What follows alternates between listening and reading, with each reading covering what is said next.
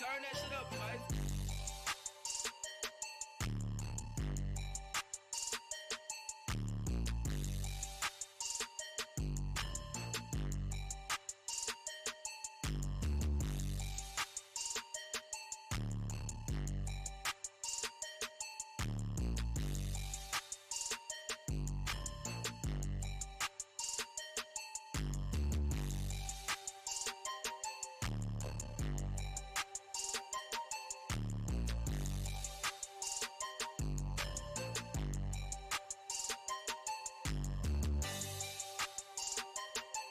Yeah, I'm backstage.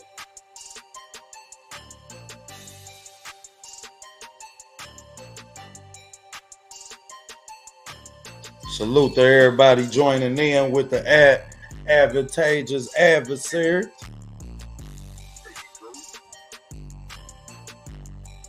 We gonna be calling this fight card for y'all tonight. We got Jose Benavidez.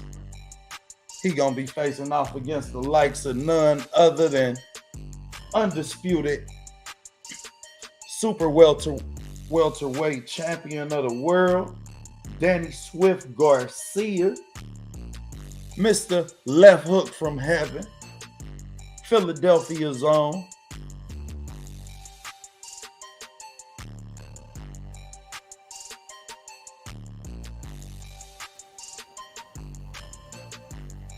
All And I right. think we're going to be in tune for a real exciting fight.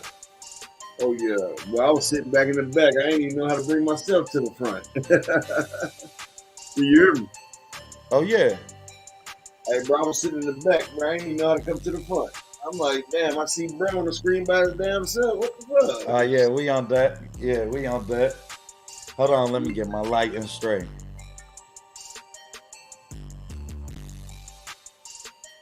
Let me pull this damn shit up first. I gotta go to my Apple TV, Showtime.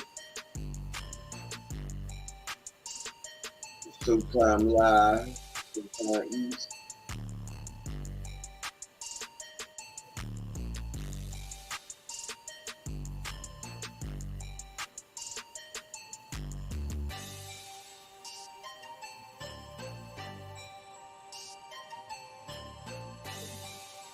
Come on now, Showtime. There we go. Hey, on that Showtime shit, do that shit got you with a nigga working out with dreads and shit? Oh, that's how I see you rock mine and motherfucking your boy.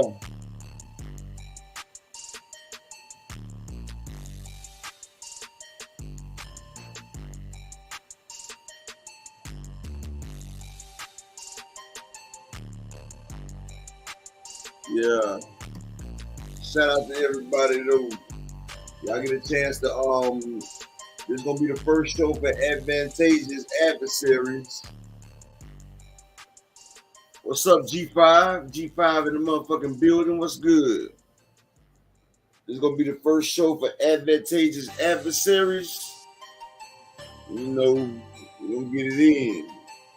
Giving y'all a debate team better than Skip Bayless and Stephen A. Better than Shannon and Skip. Better than Dax Killerman. You know that sorry ass shit. You know we here. Hey yo, OTB. You got it on Showtime right now. OTB. There we go. Yeah, we on that. My bad, bro. You got it on Showtime right now. Yeah. Does it got Jake Paul and Rockman on there? Yeah, Rockman. Yeah. Okay, yeah. I'm just making sure my shit ain't tripping because with that Apple TV, you know we got Showtime East, West, North. I gotta make sure I grab the right one. Yeah, Shout Showtime be chat. How y'all doing today? Facts. Appreciate y'all tapping in with the Advantageous Adversaries. Y'all lucky. This is the first episode of Advantageous Adversaries right here. The new hottest dual action debate team. I'm telling you, man, we gonna debate all topics. And I think that y'all really gonna like what y'all gonna get, man.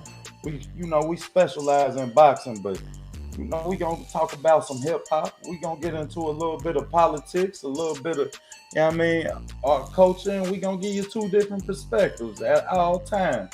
Always giving you the most solid and you know what I mean, This your in daily general. we're gonna always give you a different view, a different side, a different way to think about something. So you just don't have just one way to think of it. You know. And for y'all that don't know, I'm outside the box, OTB boxing class 1-on-1. Graciously, you know what I mean, in the building due to my co-host, which we deeply appreciate, man, and we appreciate your work, bro. Gotta say that. Gotta make sure I say that on screen. You a bad motherfucker when it comes to the film, bro. Excuse my French, but hey, when I see that right there, bro, I see that you might eat. Oh yeah, definitely. You know, two people that know what they're talking about. And I always gonna give y'all we ain't gonna never give you a non-informative perspective as far as whatever we talking about. Just so y'all know, man. So when we say we gonna touch all topics, we ain't gonna leave no stone unturned. What you think about this Jake Paul Rockman fight, man? You know, I think that Jake Paul and Rockman fight, I think it's good for boxing right there. The reason why I think it's good for boxing is because, you know, it's bringing more eyes to the sport. And even though people think Jake Paul is a gimmick, he actually goes out there and he puts in the work. He actually trains. He actually goes out there and get what he's trying to get. So, you know, I think he a boxer, like Canelo. Canelo fighting the same caliber people that Jake Paul is. But ain't nobody saying nothing bad about that. Look at your boy, Oscar De La Hoya boy. I just forgot his name. I've been talking about him the other day. Zordo. Zordo got 42 daggone wins, 38 knockouts.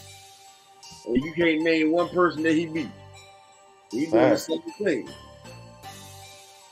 While we on Zordo, what you think he gonna do against Bebop?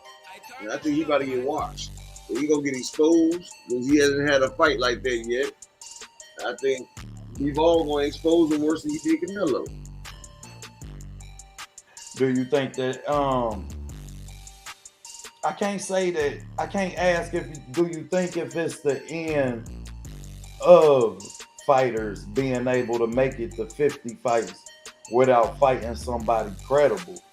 But I'm gonna ask, what do you feel like we do as content creators and people who cover this sport as far as making sure that a fighter don't make it to 50 fucking fights without fighting somebody of credibility? We gotta put that pressure on the promoters, man, because like people don't know it, but Jaime Munguia, he's trying to backdoor that too. He right there at 40 as well. You know, Oscar De La Hoya, he has a way of getting these people to get no fights. You know what I'm saying? Like all of them are golden boy characters. You know, Oscar De La Hoya is good at finding these drunk Mexican barroom fighters to put up against his people, so that they can go ahead and get easy padded victories. Definitely agree. Giving no discredit to the journeyman in the sport of boxing. We respect the journeyman. Like everybody got a place in the sport of boxing. What you say, bro? We ain't got them journeymen that we used to have, man. We used to have some show enough killers for journeymen. Now these journeymen right now ain't hitting on nothing really, man. Like they really ain't. These journeymen, like they're nothing compared to the journeymen in the past, like the Salitos and all that right there. Where are those guys at? We need more of them. Because so do you think that that's due to boxers leaving the sport earlier, or just you know, I'm gonna tell you what this, and it's kind of controversial. Or is the sport digressing? No, it's kind of controversial what I'm about to say, but somebody needs to say it. The reason why we don't have as many journeymen out there in boxing right now, because they're all trying to be superstars right now. Guys who are journeymen, guys that should be middle of the tier type guys that's supposed to be tough fight for other people, are trying to be superstars. They're trying to be up there. They're trying to protect the oath. They try not to fight the people that they need to fight. And these are the guys that we need to level up the other fighters because, like they say, you come from a long line of assistant pimps. Like they are assistant pimps and they need to play their position because they trying to be stars when they're journeymen. Facts. You see that Brandon Rios clip? Nah, that was my clip that they used the Danny Garcia. Oh yeah. Look, and they just used my Jose Benavidez clip. Shout out to PBC, man. Shout out paying homage. That's what's up, man. Ain't nothing like seeing your work on the big stage, man. Yeah. That's dope. They started off with both of my clips that I used against each other. So if y'all don't know, we giving y'all quality film breakdowns, man. Quality.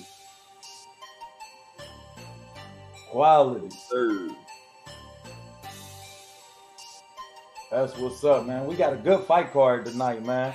Glad to welcome Danny Garcia back to 154. What do you feel like, pending the win, is his next fight? Who you want to see him in there with? I want to see how he set the night, but I know he want to see. He want Earl. He want that payday. Because when you fight Earl, you walk away with a check on the back end. But that's what he want right there. 2 years out the sport, another loss, and you think that he really want that smoke? He been calling for it. Because that man walked away with about $10 million from fighting Earl, man. He ain't gonna make no type of money nowhere like that again, except against Earl. So Danny knows the only way he can get another fight with Earl, he's gonna have to get up there and get one of them belts. Because everybody know that Charlo about to vacate. When they in the PBC, I'm pretty sure that Al Heyman letting them know, like, look, there's gonna be a change of the guard up here. So you need to get rid of I don't know how sure we can be of that. He fought Tim Tszyu. You understand? You think that he leave 154 after Charlo fights Tim Tszyu? Yeah, he's gonna have to. Because if not, after one title defense. Yeah, he just want to defend it. He just want to defend the daggone undisputed one time. But Charlo gonna have to leave because if not, he gonna be in a beeline with Earl Spence, and that's one person he don't want to fight. He'll fight everybody else, but he don't want Earl. Not up under the bright lights. Because he already knows pressure for Charlo. That's too much pressure for Charlo. Charlo ain't got enough head movement. Plus, he want to be he want to go for undisputed in 160. He said. So I appreciate him trying to go for greatness. A lot of boxers out here need to try for greatness like that, and then the damn sport will start to clean itself up instead of being productive. But we got a great night of fights out here for y'all tonight. We got Adam Kalinowski coming back. We got my boy Gary Antoine Russell. It's gonna be a night of bangers tonight. And we're gonna give y'all flow by flow while y'all here tonight. The best boxing show on the thing. Facts. And you definitely gonna get some in-depth breakdown during this fight. Got your boy outside the box boxing class 1-on-1 with my guy upper echelon. Everybody go ahead, hit that like button. Salute the slime season. Salute slime season. Tasha, salute queen. How you doing? See Gabe in the building. Salute, Five. I'm trying to figure out how to daggone wrench your motherfucker up. You gotta go on your phone and enter the live stream, and then you could add them as a moderator through a different, or you could open up another window. If you on your laptop, you could just open up another window. What you eat, Miss Tasha?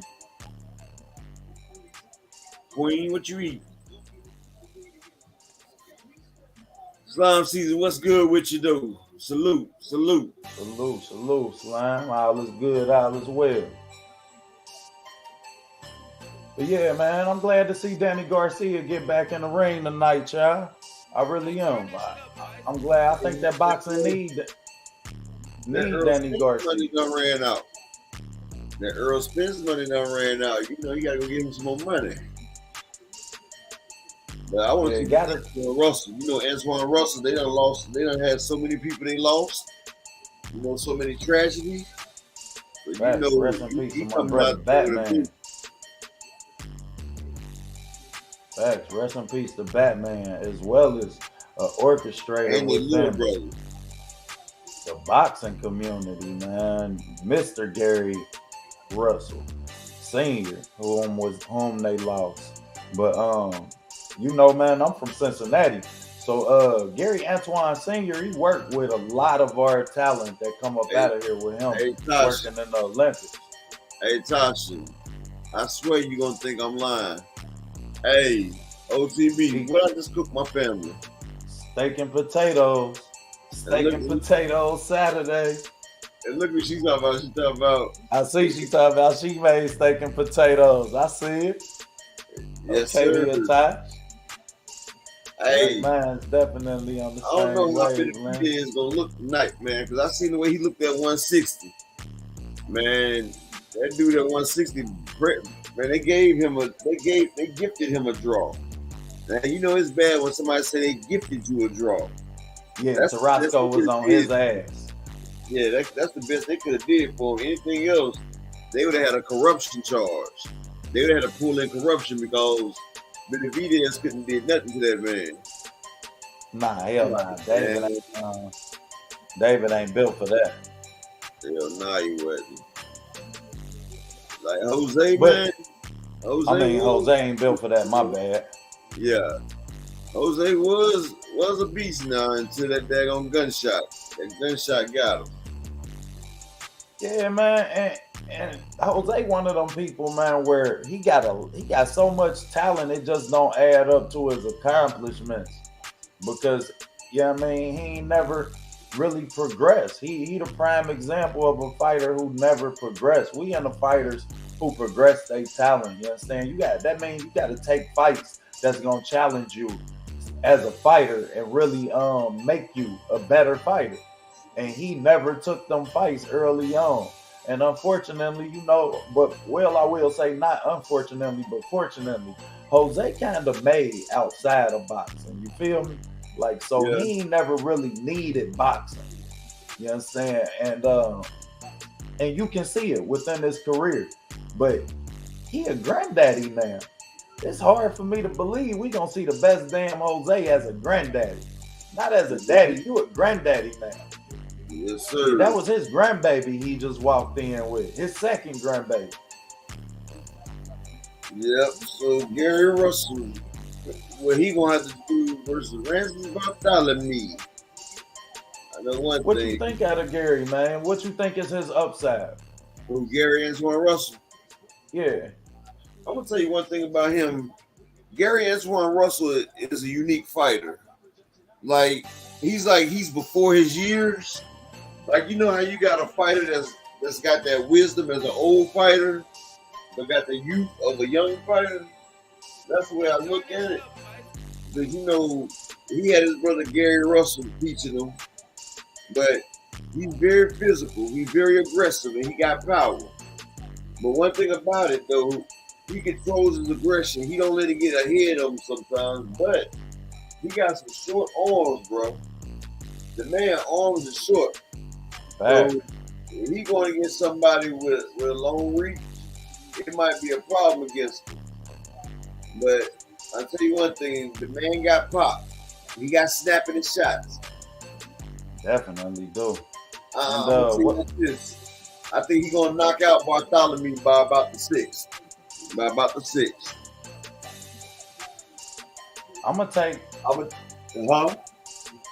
I ain't gonna take Rances, but I take him for the likeliness of the debate.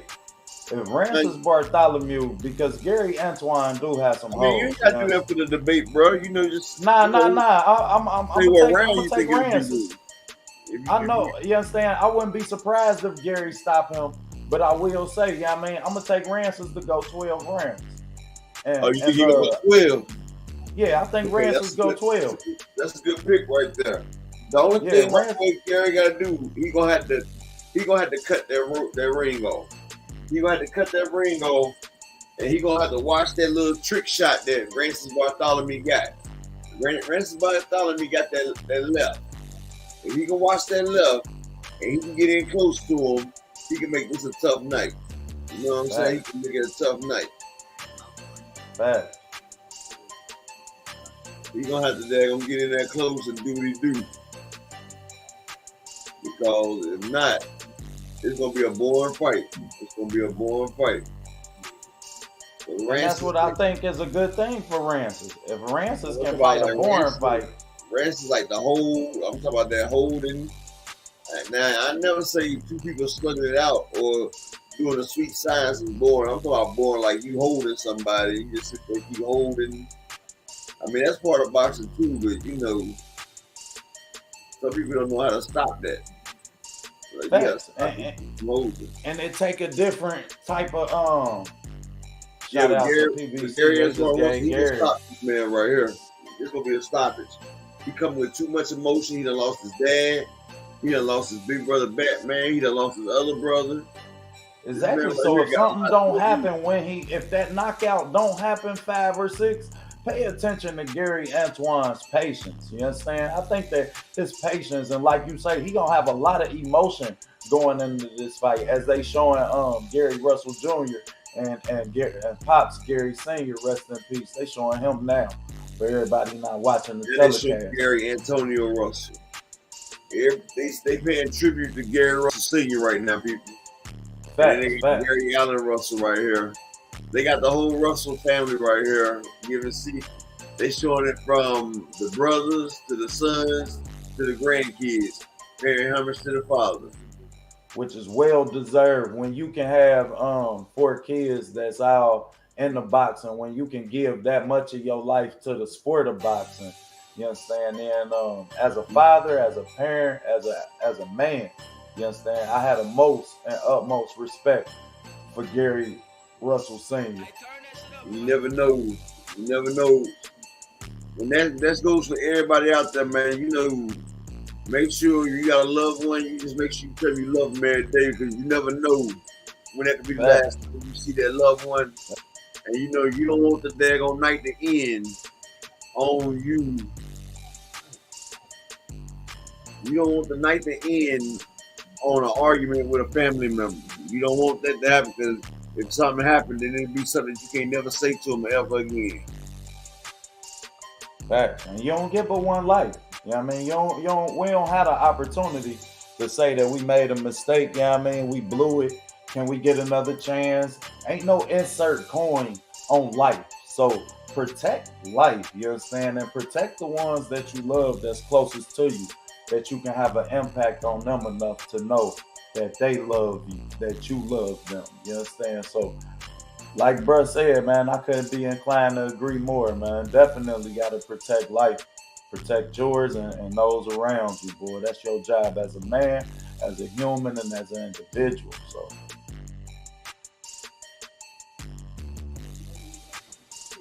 damn, I'm interested to see if Gary can keep that composure though. If things don't happen his way, can he be patient enough? You know what I mean? Can he keep those emotions in? Because like you say, this gonna be an emotional night. He ain't never fought without his dad. He got his big brother in the corner right now. His big brother, his big brother always had a way with him. You feel me? He listens to Antoine. You feel me? I mean, he listens to Gary. Yeah, and for y'all that don't know, you understand, when Gary was the longest reigning WBC champ, and we was watching Gary not get a lot of these fights that we wanted to see him fight. A lot of the political, you know what I mean, within Al Heyman and them, and within, you know what I mean, how we didn't see him get them fights. We know Gary was shafted, but Gary made sure to make it clear to us he was doing this for his brothers. And he always told us his brother's better than me. He say, my brother's better than me. Don't get it twisted. Yeah, he just said, I'm just making the way for it. You know, I'm just opening the door. They gonna kick the door in. Miss Tasha, I just made your beautiful self a moderator. Oh, beautiful queen. Yes, sir. What? The hair in this motherfucking fight is gonna be crazy. Oh, yes. They about to come. Oh, yeah, You gonna know who get hit because you gonna see the hair go every damn well. Hey man, Antonio Russell be having some crazy suits, don't he? He be coming out. Man, Gary Russell Jr. too. All right, Rances. They always come out on some ill shit, man. And I'll do respect to paying homage. I'll do respect. If you do what you do, I mean, I don't got nothing against you. You know. Facts. I mean, do what you like. I'm just saying that it's not always, appealing, and I'm sure that none of them care about being a crowd pleaser. But when you have the talent of a Gary Antoine Russell, then you understand you got to make sure you put that talent out there. And like his brother told, like I had a conversation with his brother about, man, jump in some rap videos or something. Get yourself more known so we not explaining to people who you are. You understand? Let us see you in some different environments because you got too much talent to just be a name that when we say it, people, that casual boxing fan don't know who you are. All right, ladies and gentlemen, here we go. The fight's about to go ahead and pop. Yeah, we're about to get it in. Super welterweight division, that is 140 pounds. We got Gary Antoine Russell. We're going to be facing off against Rances Bartholomew. I believe Rances got 2 losses. He got 72 and a half. Yep, plus 3.5 inch reach for Rances. Came in 2 pounds over. Almost a pound advantage for Rances. Same height. Almost an 11-year age difference in the two. Oh yeah, Rances been around for a while. He's been around for a while. It's a 10-round fight right here.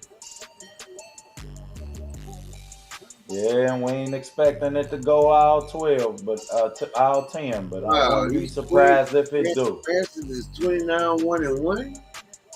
1 loss, 1 draw. Okay, I knew he had two of them fights that he damn near lost, but man, I could have sworn that man had lost. Like, nah, that's his brother, bro. That's Francis Bartholomew. Francis got like 4 losses. That's one with the crazy hair, right? Yeah. You got Rances and Francis. And I believe Francis just moved up to 140. So you got both of them in the same division right now, which I didn't really notice until today. Okay, we got your boy Gary Russell. No, upper echelons, I'm calling knockout by 6 or less. That man look focused. Look at him. Got his big brother Gary right there. He's shoe shuffling to the side, people. He got a good bounce. And that's what I want y'all to pay attention to. Pay attention to the instruction that Gary Russell Jr. Give out, man. If you are listening to the telecast, because I'm pretty sure the instruction gonna be spot on with what we tell y'all. Tell the pop with the jab first. Now Rances do have a good jab. Yeah, Rances got a hell of a jab, and Rances had good feet movement, y'all. That ain't the crazy Bartholomew right there. That ain't the other one. I'm thinking about the other one with the long, like with the straight hair. That ain't, they got the different colors and stuff. Yeah. I know who you talking about. I mix them up all the time. We just mixed them up on the show the other day live. That's the only reason I know exactly which one fighting today. Yes, sir. But Rances one of what you feel. Okay, Antoine Russell starting off quick with a quick low to the body. That's 2 to the body with the left. Oh, trying to turn. Ooh, hook upstairs. Another hook upstairs. They mixing it up. Okay, he fainting. Antoine Russell fainting. Just missed with an overhand left. Ooh, just landed with an overhand left. Bartholomew got him up against the rope, digging into the body. Watch the feet placement. Antoine Russell hooking off the top. Okay, they trying to manhandle him. Okay, it's rough and wild. Okay, Antoine Russell looking real wild right now. He needs to calm down some. Okay, he popping, throwing. He popping, throwing with the right, the left, and the straight. Bartholomew pops out a jab like he don't really want to hit. He just popping it out there. Okay, body shot to the left by Antoine Russell. Okay, Antoine Russell is throwing haymakers at Bartholomew's hands. Oh, he just missed with the overhand right. He's coming out here like a wild animal, man. Like and he really got to calm down that aggression. He needs to calm down. He and that's why I say it, man. With all the emotion, punch himself out. He's gonna punch himself out. Bartholomew just caught him with a counter left. Sure did. Counter left while he was throwing. Okay. And Bartholomew was making it clear that he's not gonna fight no angles or from distance. He's gonna be right there for Gary Antoine Russell. And he's not backing down. He's not backing down. Not backing down a bit. Appears he may even feel like he's the stronger fighter. As in the clinches, he really holds and look like Gary he's Russell trying to end it with one good shot. That's what he's doing. Okay, yeah, he's fighting. He's boxing forward. He's leaning forward. Bartholomew tried a 3-punch combination. Okay, he just shoe-shined him a little bit. Yeah, he's going to have to work off that jab. Antoine Russell keep missing that haymaker. He's done threw the haymaker about 4 or 5 times and he's missed. And look at how good Russell's feet is. He got great feet. His feet gonna be the difference. And Bartholomew got to get some head movement. Bartholomew hurt him and he rushed him, trying to get him. Antoine Russell is tying up. He's got hurt, man. He's trying to tie. Bartholomew's trying to get loose, banging him to the body. Antoine Russell was hurt by that counter left. Okay, Antoine Russell threw a hard left and a hard right. Bartholomew, it's gonna be a hell of a fight. He's coming through and he's trying to take Antoine Russell out. Antoine is doing some dirty shots with the elbow and the forearm. Bartholomew falling back a little bit. Okay, he snagged him again. Antoine Russell needs to clear his defense up because Bartholomew is coming to play. And they is stolen. Bartholomew with a 6-punch combination to the midsection. Ref had to jump in between it before the round was over with. Boy, they got some high action going on.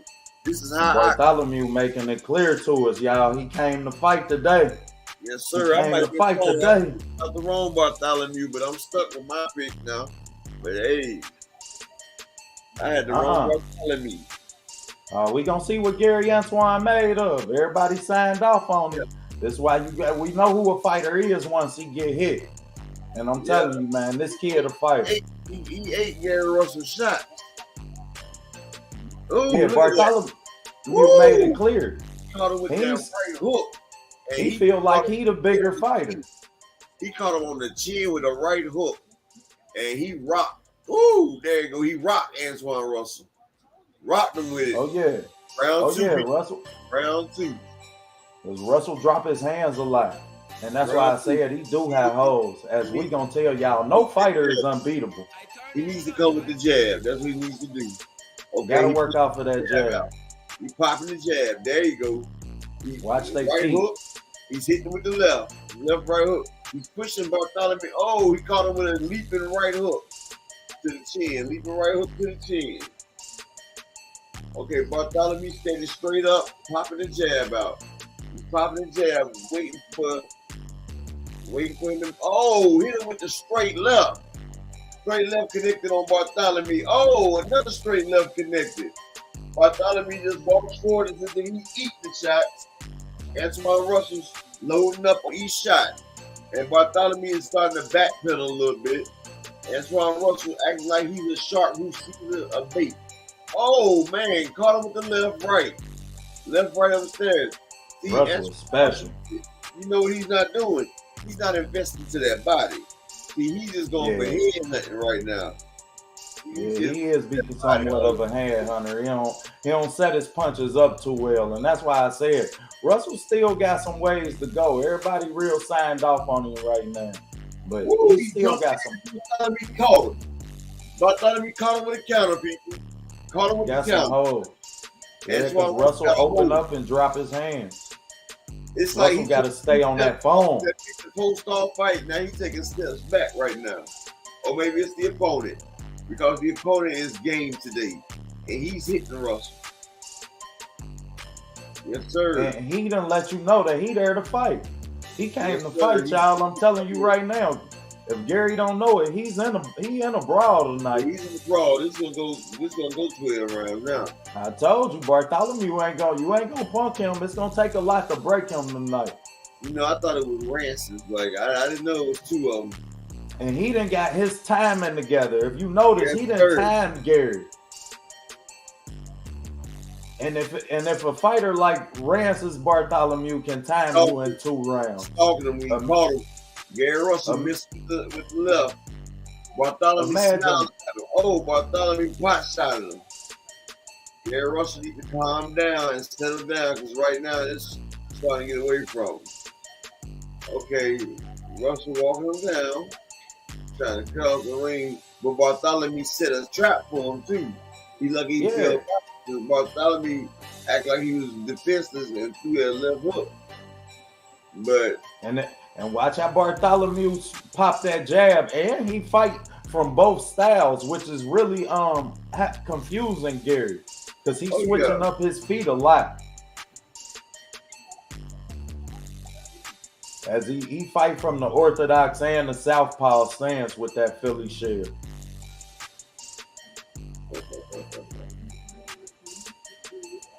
Let's see what Gary Russell says. Ooh, Rance is popping that jab too.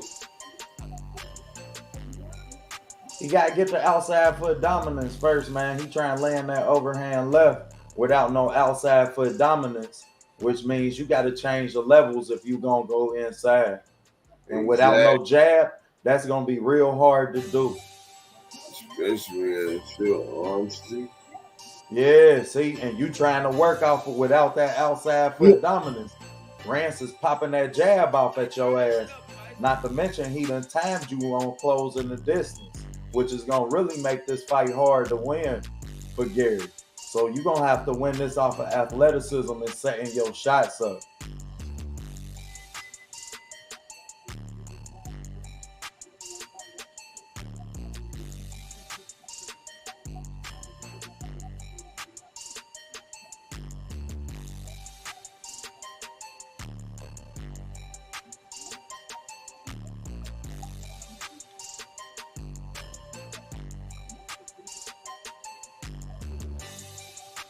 Salute to everybody's tapped in with us to watch the fight. You got the Advantageous Adversaries.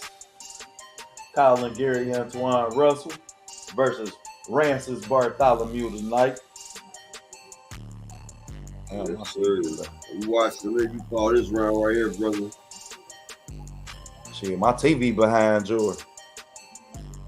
Oh, okay. Okay, they got it tied up. Bartholomew tied up, so Russell trying to dig in. Like, I done changed this shit 2 quick times. Ooh, ooh, Bartholomew got caught, but then he started laying some vicious body work on Antoine Russell.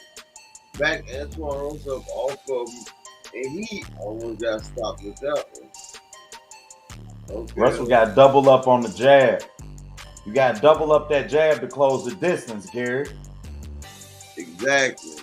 Quit trying to hit him with in the club ass punches. It ain't going to be there. Yes, you see that wild shot? These wild shots, all you doing is tiring yourself. And that's what Bartholomew let them do. He's letting them get himself tired. Okay, that's them good in the club ass punches. Salute to Don Sapnowski. Sapansky. I'm sorry. Salute to Don Sapansky. And salute Don Sapansky. Appreciate that, bro. Excellence. Don Sapansky. How's it going, Don? Facts. We definitely appreciate you. Yeah, Don is a pillar of upper echelon and poor counter. Facts. Appreciate you, Don. Don VIP. Oh yeah. Deeply appreciate you, Don. Yeah, let me make sure Don is Yeah, get Don ranched up, man.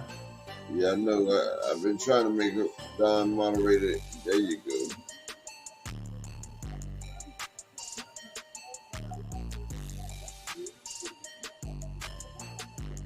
See, man, Gary got to set his shots up, and he got to realize to be Gary able to close calm it. down. He rushing. He's Close rushing. it. He's rushing the fight right now. He's too anxious to make something happen. And Bartholomew's an old veteran, and he's crafty. And he's using Gary's aggression against him, and he's hitting him with these olays. Ooh, a shot behind the back of the head from Gary Russell. Well, if you not gonna work off your jab, then you gonna make it easy for him this time. Yes, he is. You're gonna be getting countered all night. Exactly. And look at Rance's controlling the front shoulder, which is the lead foot of Gary. That's why I told y'all watch the feet in this fight. He just controlling his lead foot, keeping Gary off of his front foot. As Gary steps in to put his pressure on his front foot to transition into that right hand. He's showing his age this fight. He's showing his age and his inexperience in this fight right here. Because he's coming in with the power and he's just trying to just bulldoze the way. He's just trying to bulldoze his way. And when you got a wily veteran like Rances Bartholomew, you're not going to bulldoze your way. He's done been in there with a lot more people than you. But see, even when Gary get him in the pocket where he want him, Gary not like you say, he's not that's why I said watch and see if his awareness and see if he could channel these emotions. Because when you get him in the pocket, you're not mentally in the fight enough. That's what I said. Yeah, he's all over the place. Like he's wild. Yeah, right? to work your craft to where we can really see how special you are. I know you upset your dad, gone your brother. It's a big thing, but you in this ring now. And you everything else got to ass down. You got to push everything else out your mind. Because I'm sorry, man. According to the performance today, shit, when you look at the list of fighters at 140, hell, you in the right place at the bottom. Yeah. And he's showing, that's what I'm saying. He's exactly showing the only thing Gary Russell got over them other fighters is that power. And see, I thought he was a special fighter. And he still I say and the feet. No, watch Gary's feet. Gary's feet is special, bro. Right here because of what he's going through. But Bartholomew, pot shotting him and hurt him. See, right now I see his chin ain't what I thought it was. I'll tell you that. Because Bartholomew has been catching him. Bartholomew is catching Gary Antoine Russell, and Russell is getting frustrated. Bartholomew gets him with that little left hook, and Gary Russell want to wrestle now. He just tried to throw Bartholomew to the ground. Woo! Bartholomew with a two-piece combo, and now they wrap up. Okay, Antoine Russell is digging into the body, and he's dragging him. There's a lot of roughhousing going on in this fight. There's a lot of roughhousing going on. Ooh, on the break, Bartholomew with a straight left. Gary Antoine missed. Bartholomew is really putting on a boxing clinic right now. Yeah, he's putting on a clinic because Bartholomew's arms are so long. Gary Antoine Russell got these short arms, but they compact. If he hits you, he can hurt you. But Bartholomew, he's keeping the distance perfect for his fighting. So see, he's hitting Gary, and Gary can't touch him. It's the sweet sign. If you hit, don't get hit. And so Gary has to jump with each one of his shots to try to get in close. And by that time, Bartholomew leaning back or he's backing up. Exactly, because Bartholomew is rotating away from the power hand. Loosening up on the inside. Bartholomew rotate, clockwise away from the Bartholomew with a away from the hand. From the power hand. That's Gary Russell caught him with a hook. Okay. He said, let's go. So now they go Mexican style in the middle. Woo! Bartholomew is dropping bombs. Oh, yeah, you getting what you want. Oh, man. Get what you want, people. That's what I'm talking about. He pissed Bartholomew out. Bartholomew said, let's go. Let's see what you got. He said, I ain't scared of you. But then he started dropping bombs on that kid. The man's name is Kid Blast. And Bartholomew, he showed Gary Antoine Russell, you're nobody special here, buddy. You're nobody special. And Bartholomew got the best out of that right there. Pop, Gary Antoine. If you got to it, yeah, bro. Yeah. They just now wrapping up. They still in there now, though. Yeah, boom. My round just now ended. But listen, y'all. Francis Bartholomew is hitting this man with this straight left. He's countering him with the left. The left is there all night. Because he's fighting from a southpaw stand.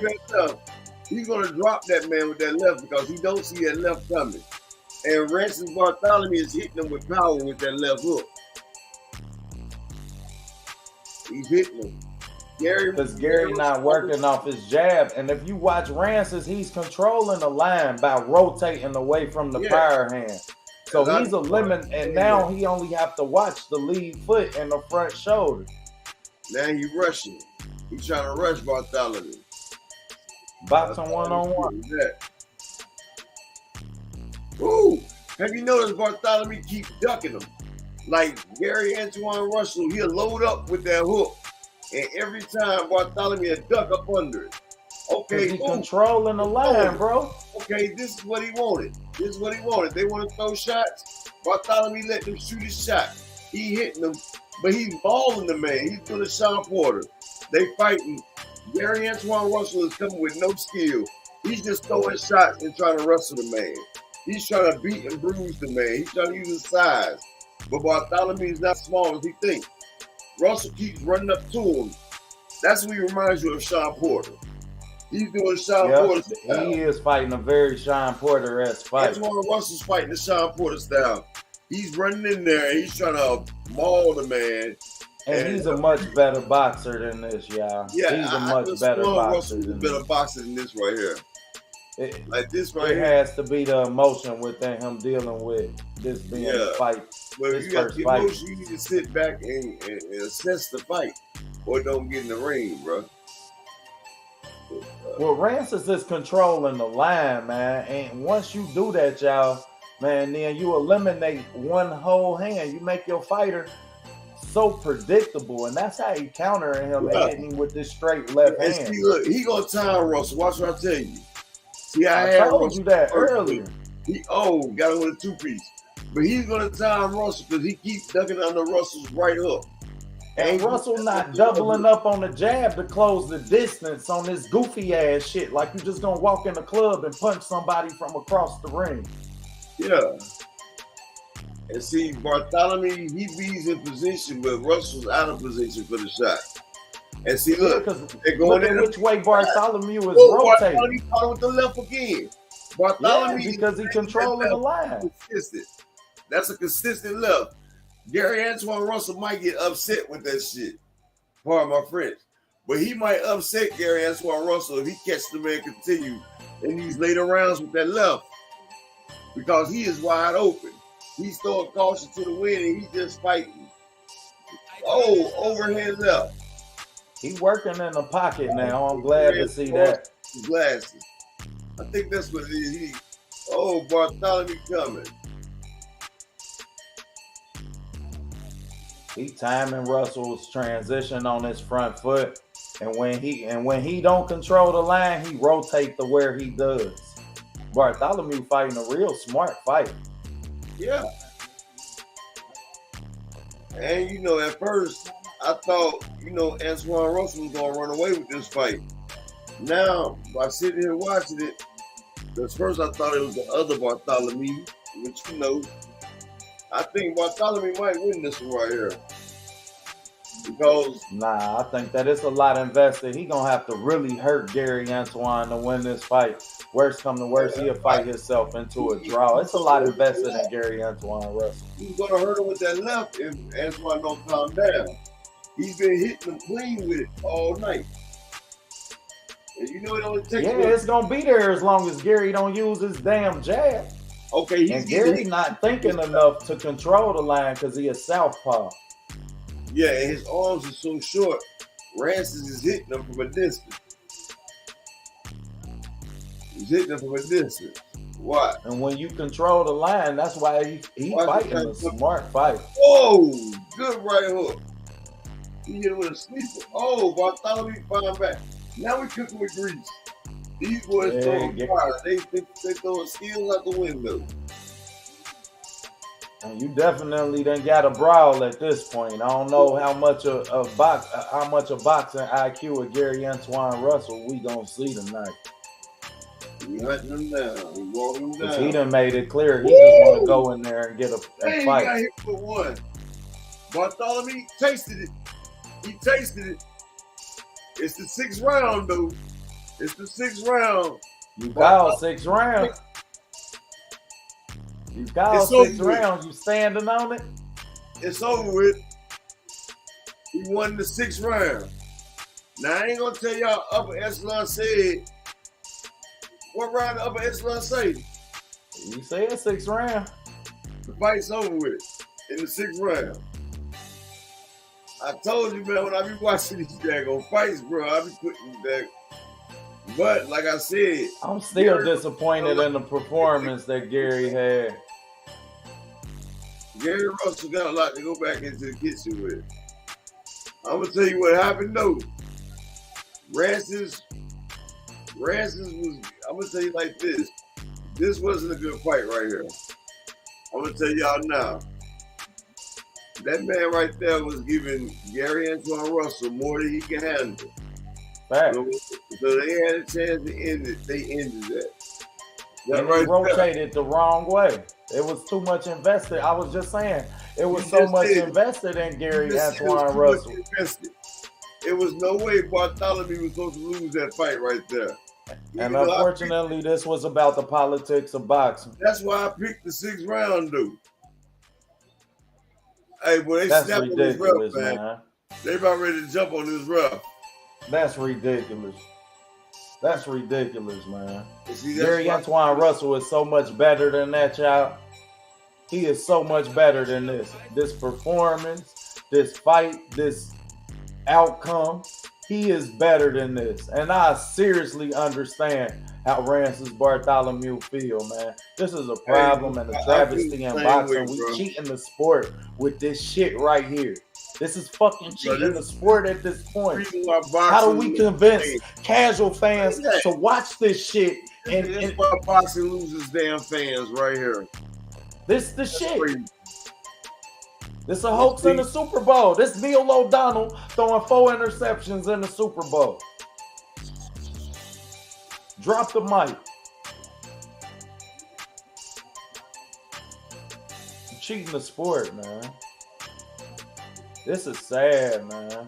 And Gary Antoine Russell, man, I'm disappointed that this got to be something that's going to always be on his resume. Because he's a much better fighter than this, man. Hell, no, he'd be okay with it because they gave him the Victor Postol stop. Yeah, this is the second time we done seen 2 fights arguably stop to his, and he's a much better fighter than this.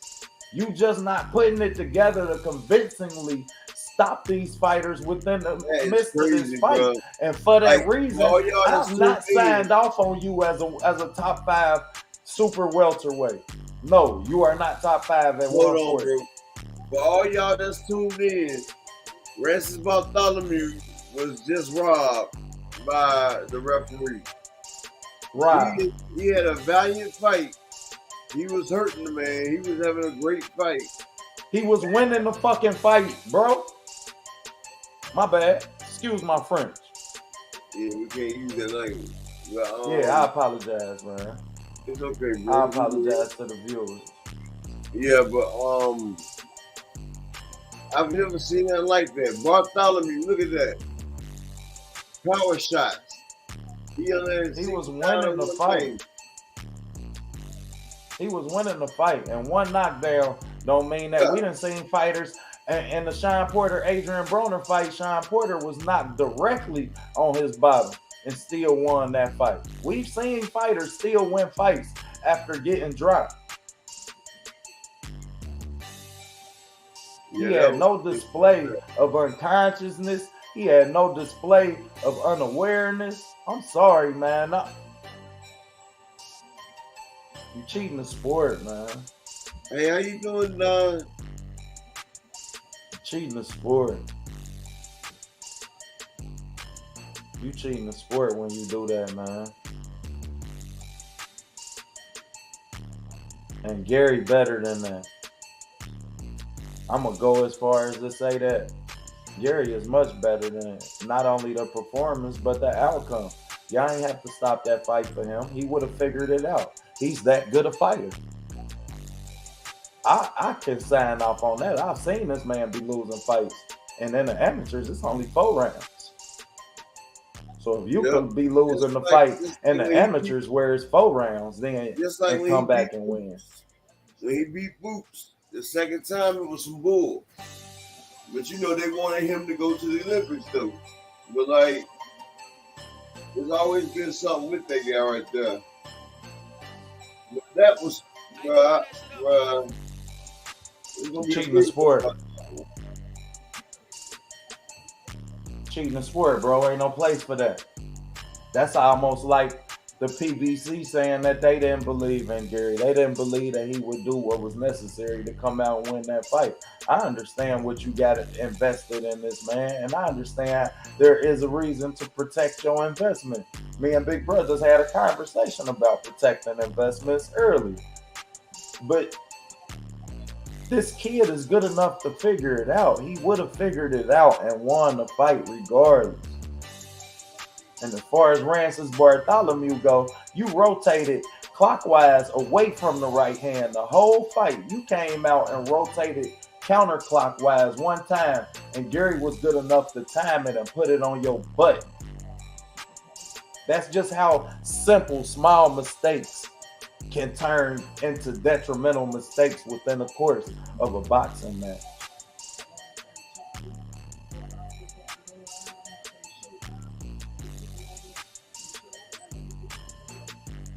That's ridiculous, man. What y'all think, man? Because I'm highly disappointed.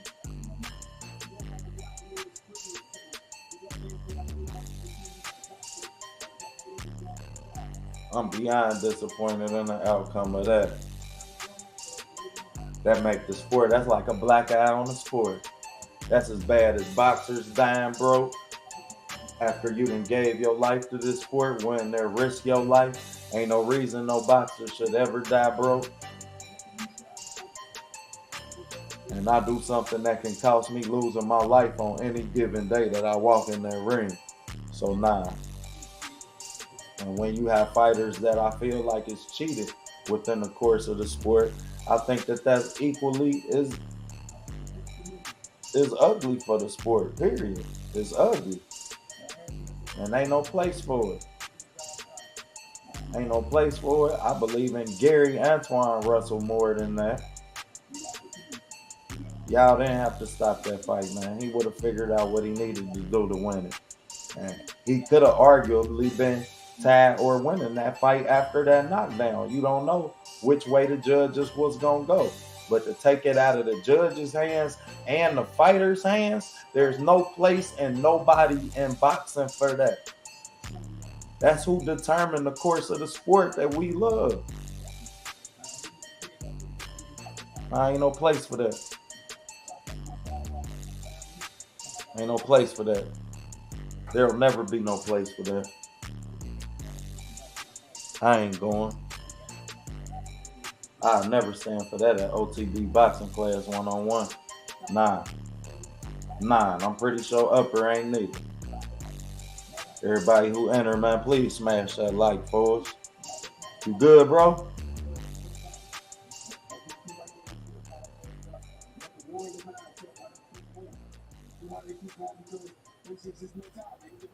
I can hear something.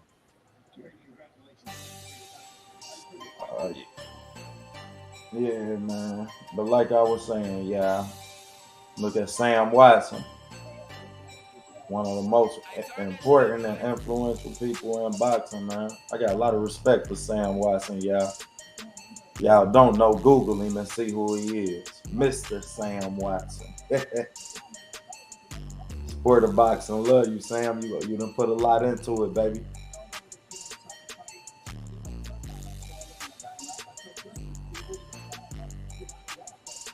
Look, the one time he rotated the wrong way. You have been rotating counterclockwise away from the power hand to control the line the whole fight.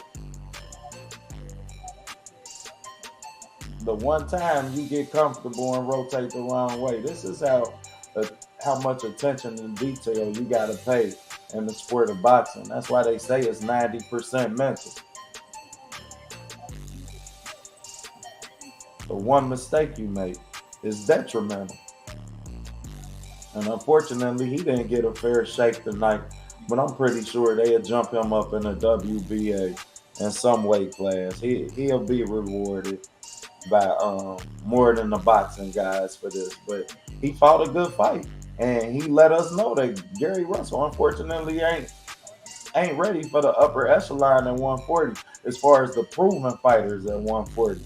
The Regis Prograis, the Josh Taylors, even after the performance by Jack Catterall. Because Josh Taylor was outboxed, but he wasn't outperformed. So I gotta say that about Josh. Not to mention Josh had beaten the likes of a Regis Prograis. He had beaten Jose Ramirez. He had just fought the Gauntlet, you understand? So given that he's won them fights, I don't know that we could say that Josh Taylor don't watch Gary Antoine Russell. But like I told y'all, he opened up a lot. So Gary has some holes. Ain't no fighter unbeatable. But this is bad for the sport, man.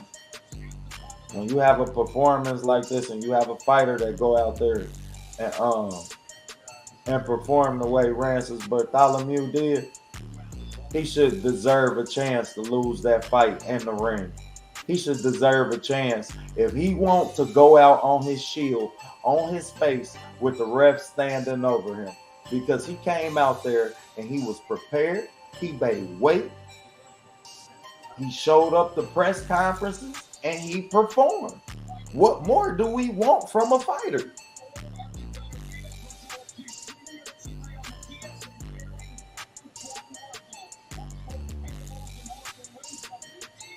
So Gary Russell remind me of EJ without a jab. I'd be inclined to agree with that, but that's a typical fighter. You could call it a lot of things, but that means Gary Antoine Russell is typical. And I don't believe Gary Antoine. Look at the scorecard. You're crazy as hell. Man, no. What fight was y'all watching? Yeah, that's a travesty, man. And then to cover y'all backsides and say that this man, yeah, I had Rances up. I don't score fights though. I'll tell y'all now. I don't score no damn fights. I'm watching who's dictating the pace of the fight. I'm watching who's dictating the outcome of the fight. I'm watching who's making adjustments within the course of the fight. And we ain't see Gary Russell do none of that. And he much better than that, child.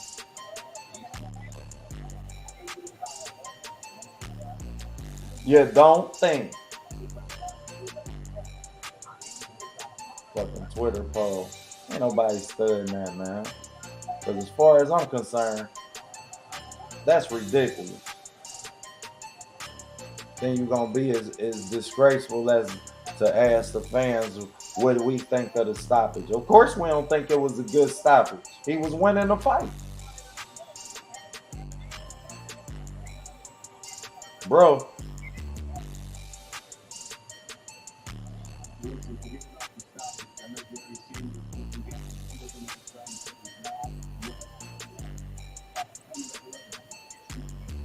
Excuse me, y'all. Let me grab something to drink right quick.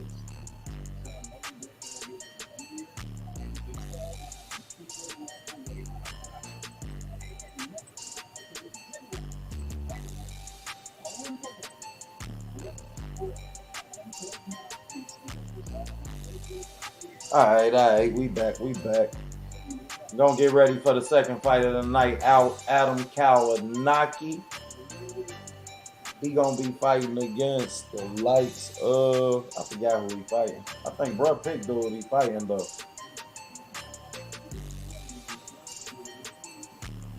But I can't get over this stoppage, y'all.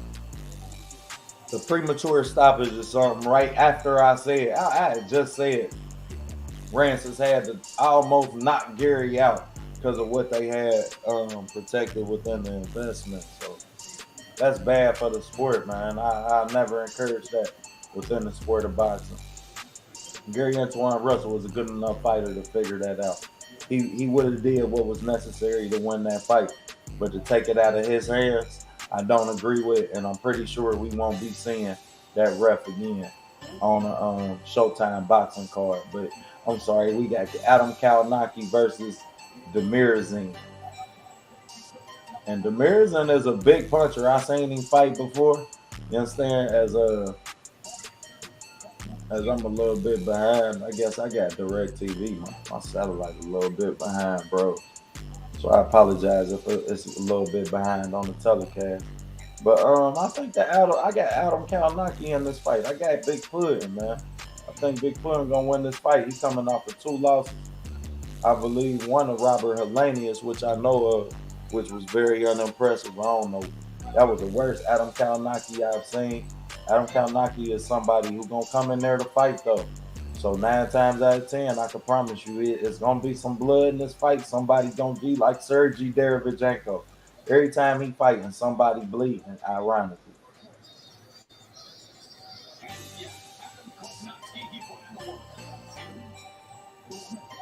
I think that's my dude. They spelt it wrong though.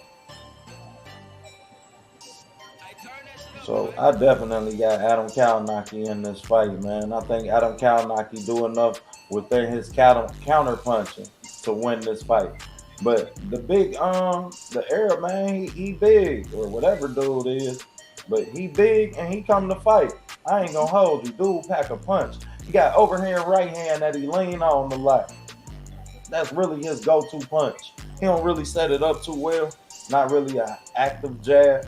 So jabbing or him setting up that punch ain't something you'll see. But Kalinowski ain't really got a lot of defensive purpose. So he'll be there to get hit by that punch. I can promise you that for sure.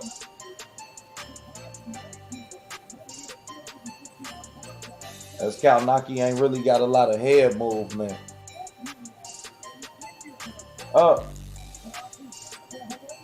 But Kalinowski gonna be fighting for his career. Well, he fighting for a chance to remain relevant within the heavyweight contention. So that's why I think Big Puddin', which I call Adam Kalinowski, I think that he won this fight.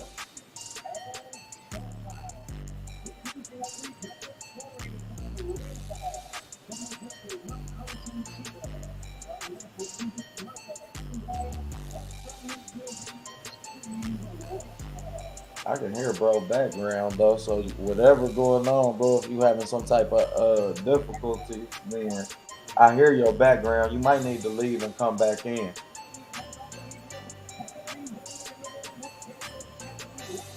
Oh, Adam Kalinowski done slammed down a lot. Okay, I see you. Look like we finally gonna see an Adam Kalinowski that's in shape. We ain't never seen that. He done came out with love handles since he done been boxing. He from Poland, I believe. Jimmy Lennon killing him in that white. That white looks so good, boy, with the white on black like that. Boy, got to put on the pointy toes. Got to put on the pointy toes for them, boy. No square toes with that. Look, they showed us the judges in this one. They ain't show us the judges for the first one. I see you. I ain't mad. Get in where you fit in, PBC. Get in where you fit in, man. Bro still learning how to work this. He probably dealing with some type of technical difficulties, man. But in the meantime, Ali Aaron Demirzine from Hamburg, Germany. Okay, here we go.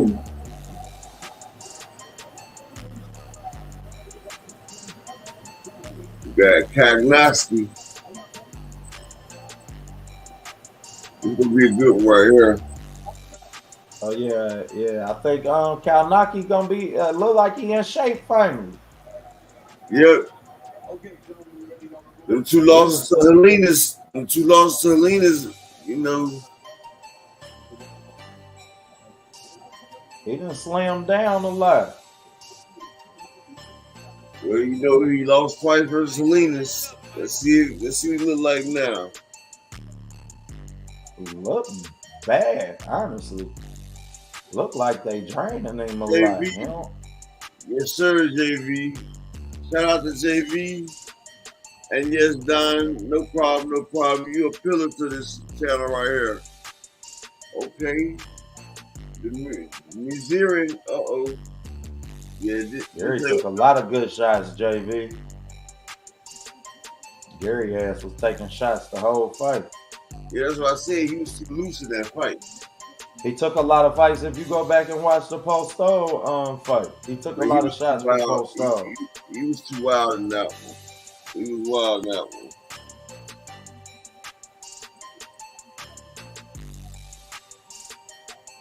Ooh, overhand right. Kagnoski. And see, if y'all knew the Kagnoski's like a machine. He's like a bear. I told you Kagnoski was going to land that overhand right. Okay, boom. Kagnoski to the body. Jimmy Risen is coming out real. Jimmy Risen's coming out real aggressive. But he's just throwing straight killer headshots. He hitting it with the overhand and he hitting it with the left. He's not invested to the body. Well, the Risen can downstairs as well. Can fight. But he want to fight in the pocket. You're going to know Kalnoski by that jab. If Kalnoski start working that jab, boy, it's going to be a hard night. You ain't lying, boy. He tough to beat when he popped that stick. I think this fight right here might end around the 5th round, man. I'm watching this right now. Kagnoski gonna end up figuring this man out around the 5th round, man. I told you, Big Puddin gonna come to fight today. He fighting for a chance to stay relevant in boxing. He know he go on this European tour. He don't win this fight. Yeah, he lost 2 straight to Robert Helenius. Ooh, Kalnoski look good. Yeah, he's looking good, and he's in shape. He's always been in shape because he's always to be able to keep the pace of punches going. He's always been a real active fighter.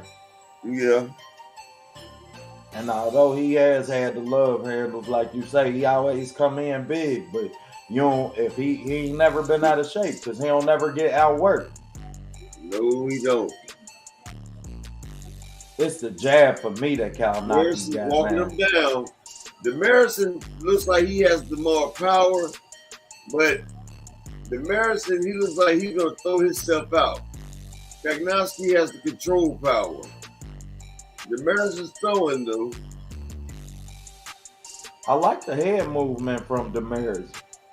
Yeah, he surprises you with that a little bit. Yeah, he got some. He can fight in the pocket a little bit. He having trouble closing the distance because his jab ain't too active. He don't realize he gonna have to punch with Kalnoski to close the distance. But see, Demarison, the one thing I don't like about him, he's throwing the headshots, but he's not throwing the jab with. Yeah, He's head hunting. He's not changing levels. He's not changing levels, nothing. He's just throwing straight for the head. And when he say he ain't popping that jab with it, y'all, what he mean is it makes your other punches predictable when you don't use that jab. You just walking up on a person, you understand, and not giving them nothing to think about until you get there.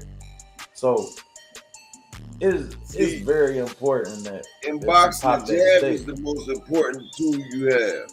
It is the start all, it's the end all.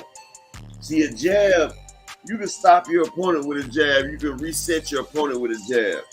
It's a defensive weapon as well as an offensive weapon. Okay, the measuring, he threw out a jab. Oh, nice 2-punch combo. He led off with an uppercut and a straight right. He has some pretty quick hands on him though. Yeah, Demerson is slick, and like I say, man, I like the head movement. But what's gonna be his Achilles heel is how often he go to the body, because he like to fight in the pocket, and to set that up in the pocket. Yeah, I mean, like you say, you can't get the head hunting. You gonna have to go to the body when you invest in that body. If you invest in that body, you're gonna have to have remarkable power to take somebody out just by head hunting. Facts. And Kognowski's starting to close the distance. Kognowski, he's starting to overwork him already in a second. Okay, that pressure that Kognowski got y'all is special. Once Kognowski, if you can't hurt Kognowski and he feels your power, and your power is not substantial or good enough to keep him off of you, he's gonna get real disrespectful in there on you. It looks like Demerson ain't got enough. He's just putting his punches together. You can see Kognowski putting them together. Yes, sir. Demerson is not. He's walking forward on him. And then when he close, he won't get his damn head on the shoulder. When you in the pocket, whenever you see two fighters with their head to head like that, somebody's gonna get hit hard, because you know that they head right where yours at. Get your head on the damn shoulder. Preferably the front foot, outside shoulder. Okay, now he's walking up under a minute. Oh, overhand right by Demerson. And all that's a good punch from Demerson. Come forward. Boy, this right here is a great fight right here. These boys are throwing it at each other. And the activity of Kognowski is impressive. It looks like he's throwing about 100 punches in this round. And he don't quit throwing punches. And if you watch his feet, that's why he has no power. Look at Kognowski's feet. He never get his hips behind the punch.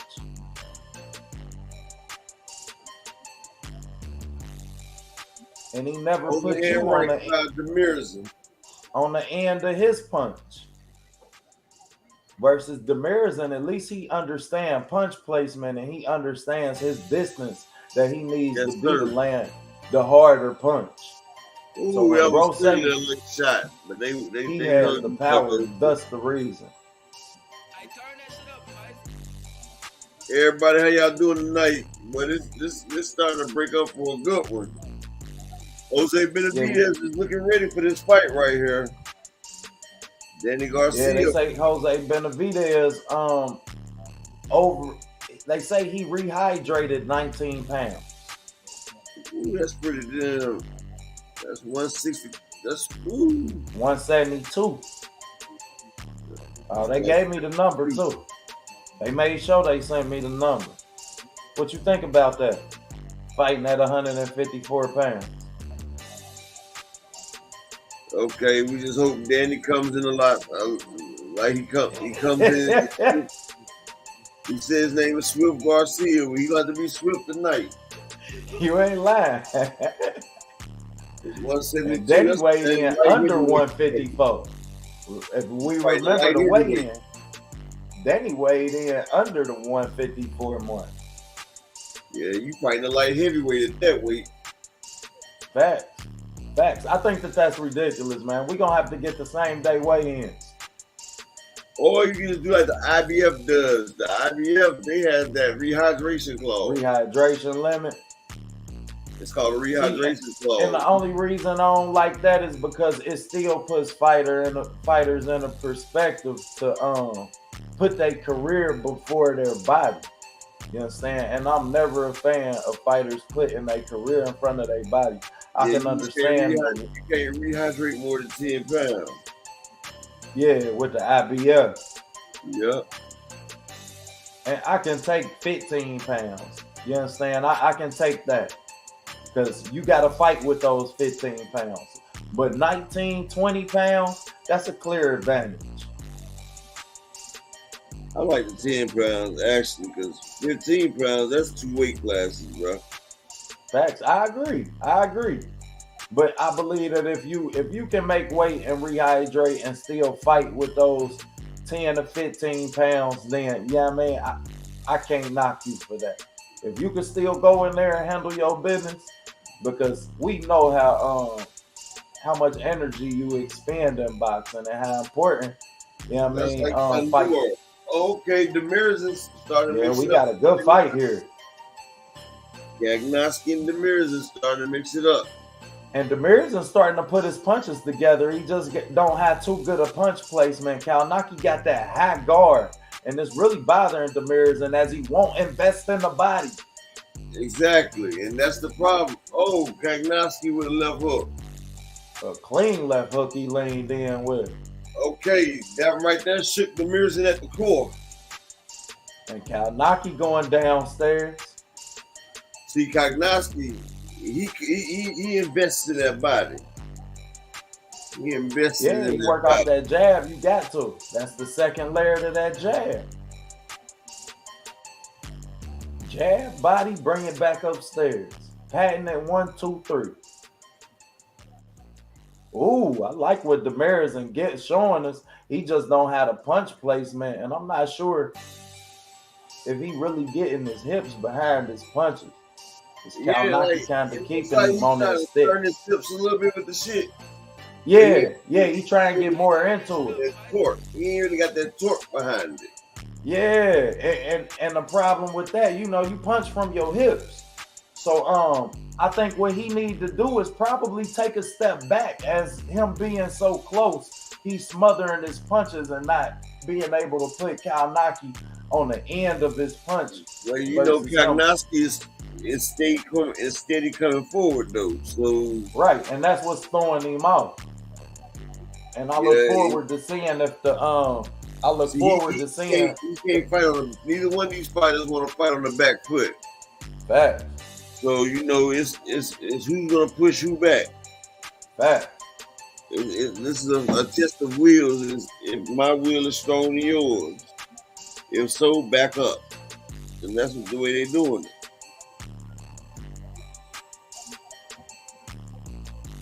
Facts. Kalnaki is head movement away from being a great fighter. He just stay on the line too long. And that's really he's done beat some pretty good fighters too. He just ran into that same roadblock twice. And then he drop his hand still. If you watch the Robert Helenius fights, Robert Helenius caught him backing out with his hands down. And he's still doing it. I was about to say, he's still doing the same thing that got him caught in the Helenius fight. I don't know if he's just doing it or he just don't respect the mirrors and the do what Helenius did. But still, even if you can't do it, you need to practice and not doing it in case you're going against another fighter. You need to get get the muscle memory of protecting that. And bro, if you do it now, then you'll be more inclined to, 10,000 hours. That helps you. You'll be more inclined not to keep doing the same thing over and over.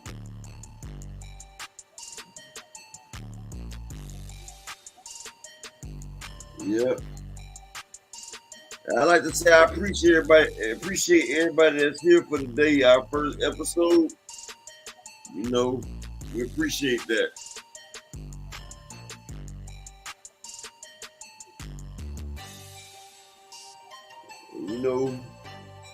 Can you hear me, bro? Feel free to comment. Y'all part of the show too.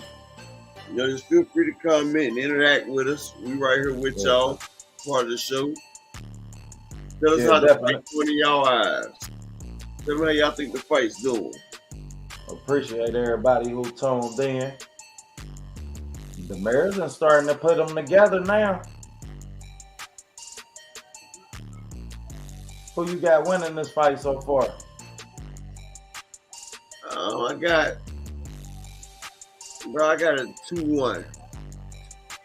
I got Kalnaki winning 2-1. And that's only because the Mirzin is not going downstairs, man. And Kalnaki, he coming with that aggression. He just keeps coming forward. I'm rewarding him for keep coming forward. Plus, it shot some more crisper of the two. It shot some more crisper of the two.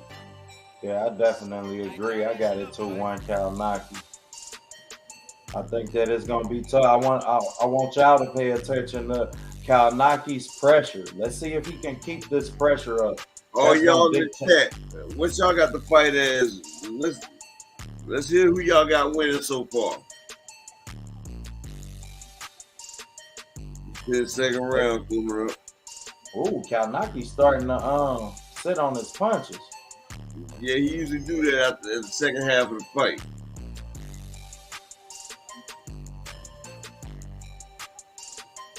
Within the process of that, I don't want him to abandon the jab.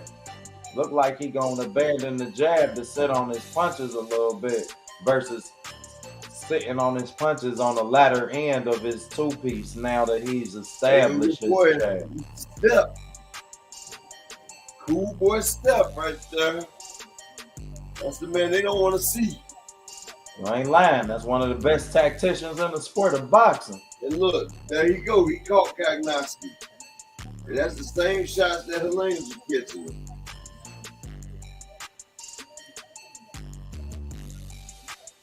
See, this fight right here going to end with somebody going to catch a big shot. Somebody. Yeah, because both fighters look like they willing to take it. Finish this fight up. This fight right here, they throw with bad intentions too. Both fighters clearly don't respect bad intentions that they throwing with. Either's pressure. Like they clearly don't respect either's pressure. Because they willing to take it at this point. And I look forward to seeing Adam Kalinaki's pressure.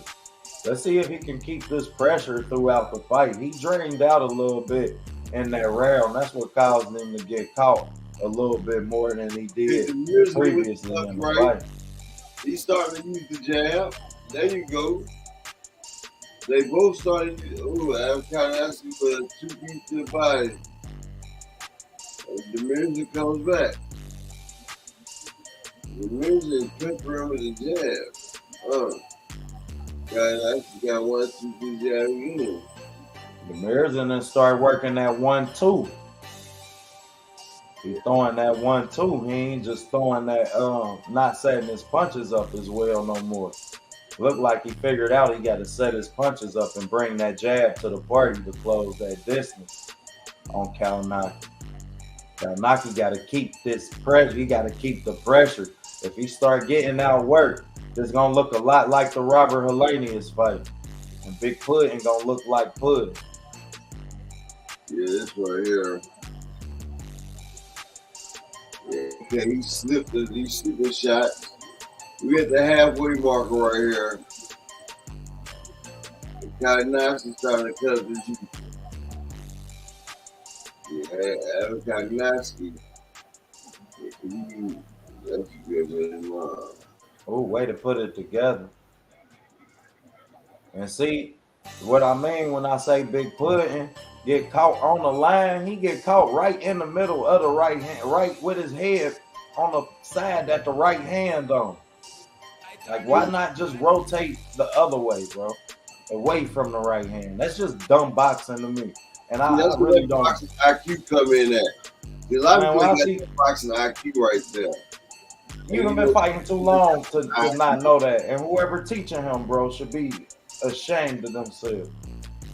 He taking right hand after right hand because he won't eliminate the right hand by going the other way.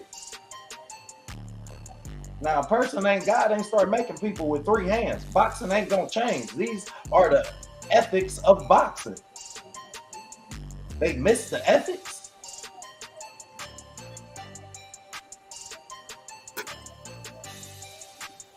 Woo! It's going down. Oh yeah, I told you that. They done said, I'm gonna sit right in front of each other. Look at your dance. Ooh, is looking good after his Earl fight. He ready to get back in. They are closing in at 900 punches already thrown. That was an amazing end of that round right there. It was like a switch got thrown, and them two people came out and they started throwing.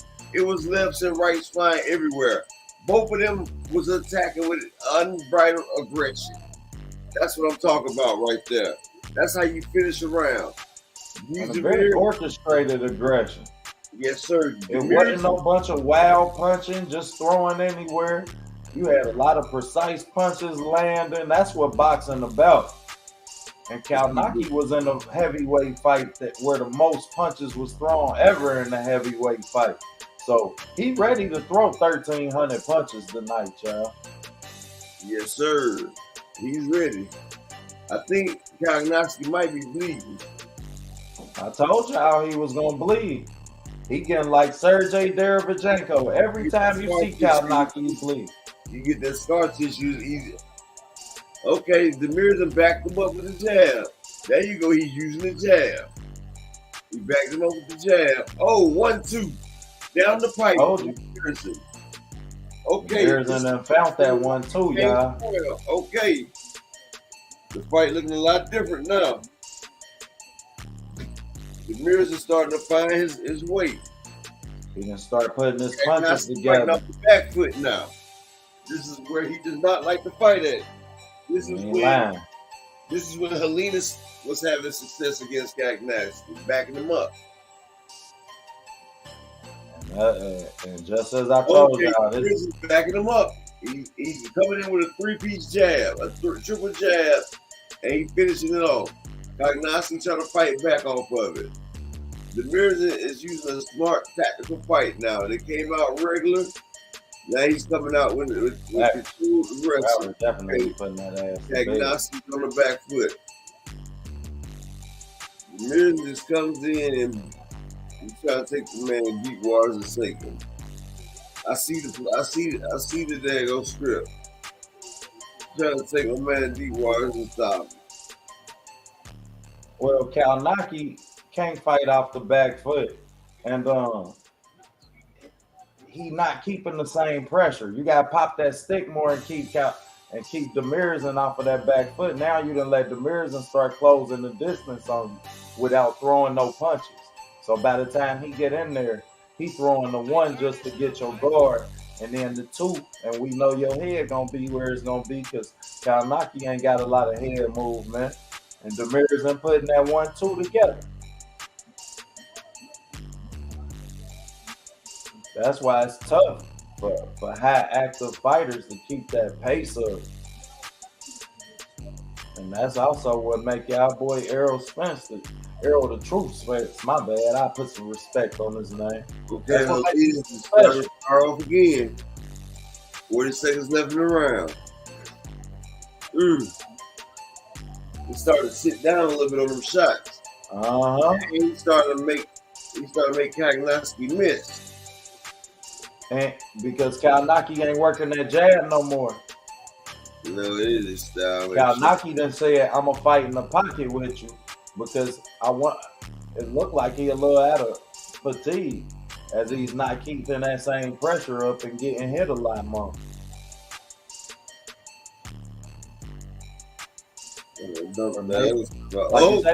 He might have punched himself out. Got him. They finishing off each round with a flurry.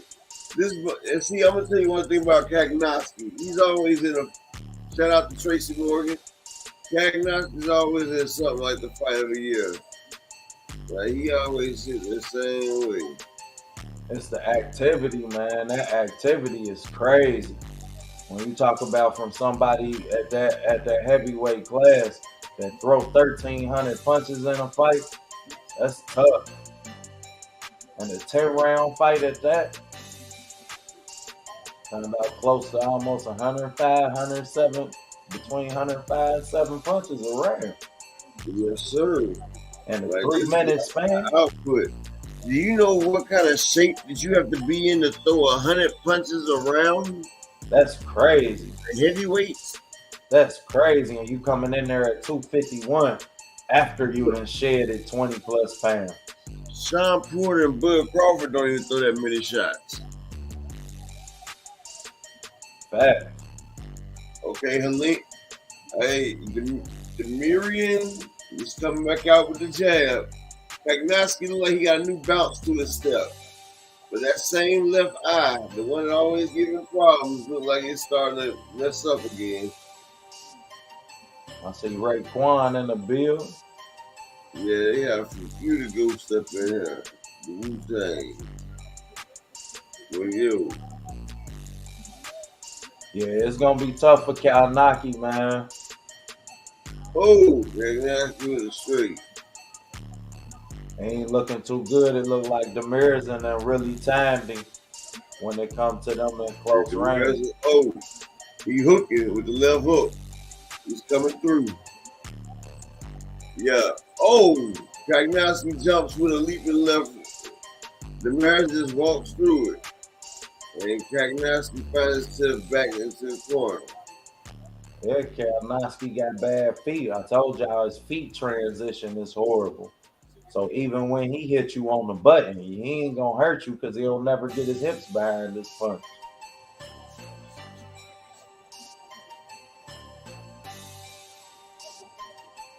And that's horrible boxing when you're talking about a heavyweight that weigh 250 pounds. That means he ain't getting none of that, probably a third of that 250 pounds behind and velocity and pressure behind his punch. When you just take your hips out of your punch.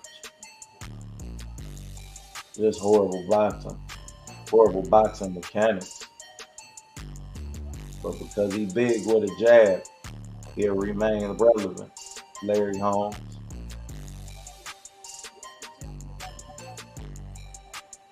And he'll beat the average heavyweight. But it don't look like Demirs is one of those guys.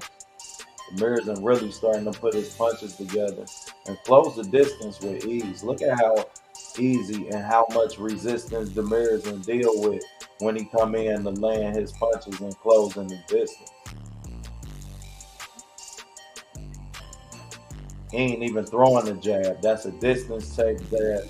Like you can't abandon something so key as the jab. You can't. That's crazy. He ain't even throwing the jab. He had talked to us being a brawler fighter. And you watching it all fall apart. It's Which it does when your fatigue go. That's how important being in shape is. When your fatigue go, and how important it is that you maintain a certain punch output throughout rounds. Because it looked like Kalnaki punched himself out after the fourth round. But since the last 3 rounds, Demirs have been putting them together more and more. He closing the distance a lot easier. Ain't no resistance. You're not giving him something to think about as he walking close to you. And when he do have to bring the jab, it's when you jab. So he punching with you, stepping with that jab to close the distance, and then landing the right hand at will. Boxing one-on-one. Shout out to the trainers of Demirs, and they really gave him a good game plan to win this fight. I don't like how inactive Demirs and guard is, but he has a fighting style and he realizes the things that's necessary to still be successful.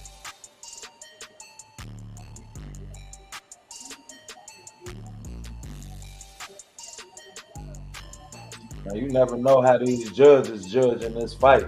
How you got this fight, bro? How y'all got this fight in the chat?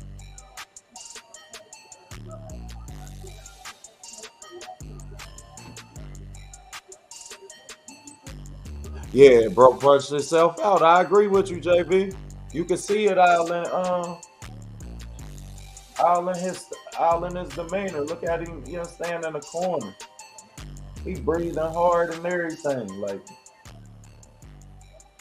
no more head movement. He ain't popping that jab no more. Demirs and just walking him down without even only jabbing when he jabbed to close the distance and land the latter end of that 2-piece. Now, Demirs won't have no success with that 2-piece and he'll have the success he having unless he follows it up with something. So what we want to see is 3-4 punch combos from Benavidez, and he'll end this fight.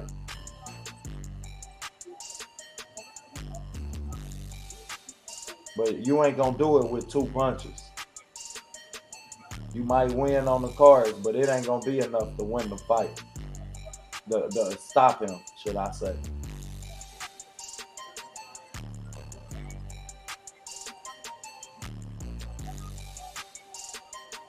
I hate how Kalinaki is that big and don't get his hips behind his punches. That shit is horrible. Who is teaching that? That's like a big man that can't get in the paint. Who is teaching this? It's horrible, man.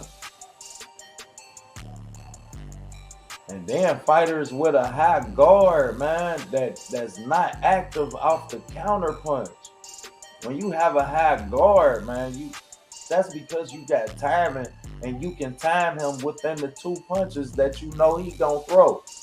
You see fighters with a high guard that just eat punches in a high guard.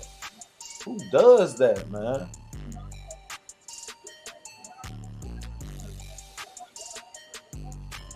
Man, I think Brad just hit him. See, they got boots in it. Y'all don't know, man. I sat down with Stephen Bread, man, Edwards from Philadelphia. Go check that interview out. That's a good interview. There's a lot of gems in there. Now I'm wondering if Benavidez done punched himself out, as he's not looking with the same energy that we've been seeing him keep. He's slowing down too, not getting as much on his punches, fighting off the back foot a lot. Not as much head movement, just leaning in a lot to land his punch. Kalinaki should be taking advantage of this. This is when you got to find your 4th gear, fighting the sport, eat it up. Kalinaki's choosing to sit on his shots more and bring his hips to the party with these shots. But the problem with that is he don't have a lot of experience doing so. So he loses defensive responsibility whenever he sits on his shots versus the defensive responsibility he gains in working his jab. Who's teaching this shit? Excuse my language. Sorry. Like $3 in a hole.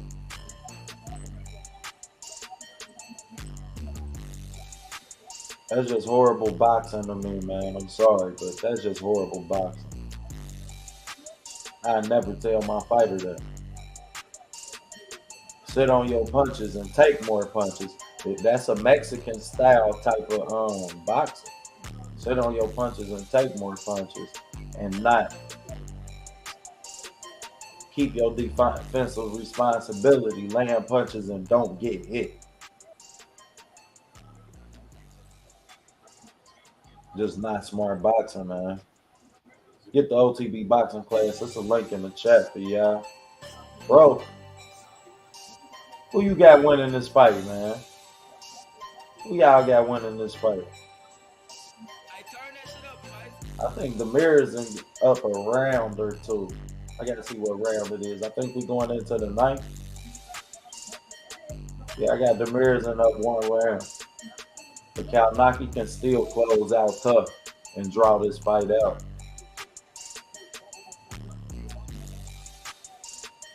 Kalinaki drained out and let Benavidez take over for about 3-4 rounds. Now, look at Kalinaki jabbing off his back foot and still not keeping the distance. Sitting on the ropes, everything he do say that he's tired and he's punched himself out. And when you see a fighter who definitely came in the fight in better shape, we can't deny that. He's in better shape, yet he still looked like he drained out. Now, as well of a performance as it's been, it looked like his fatigue is really being detrimental, and his outcome in this fight is causing him to take too many punches. And it allowed him to abandon the jab. Fatigue will do that. Game plan out the window. I'm tired.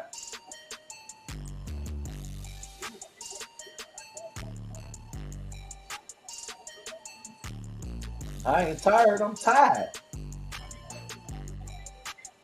Headshots landed 200 to 142. That's impressive. And a heavyweight fight and worrisome. That's a lot of head blows. Your brain is sensitive. But see, Kalnaki chose to sit on his punches. Now you want to look at Benavidez and let's see if he can throw the multiple punch combinations that's going to be there. I see he landed a 3-piece, but it looked like he's intent on throwing 1-2, 1-2, 1-2. No matter what 2 punches it is, it's always in that cadence. And it's just going to take a higher punch combination to land on Kalnaki. And Kalnaki's the taller fighter, more reach, and you see him keep leaning down the jab at the body. I'm never a fan of this, man. Fight behind your height. You have a height advantage, use it.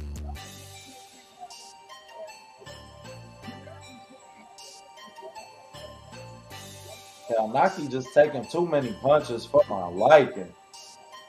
And as far as I'm concerned, man, he can get on his UK tour. Go ahead, go fight Derek Chisora and them, because you fight the Bronze Bomber, he gonna knock your ass out. You fight anybody else, you fight Usyk, he gonna knock your ass out.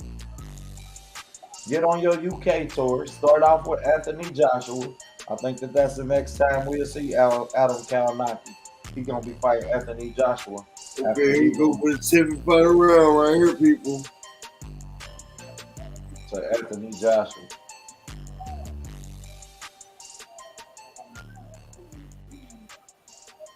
It's over for Kalnaki, bro. He got to knock him out to win this fight.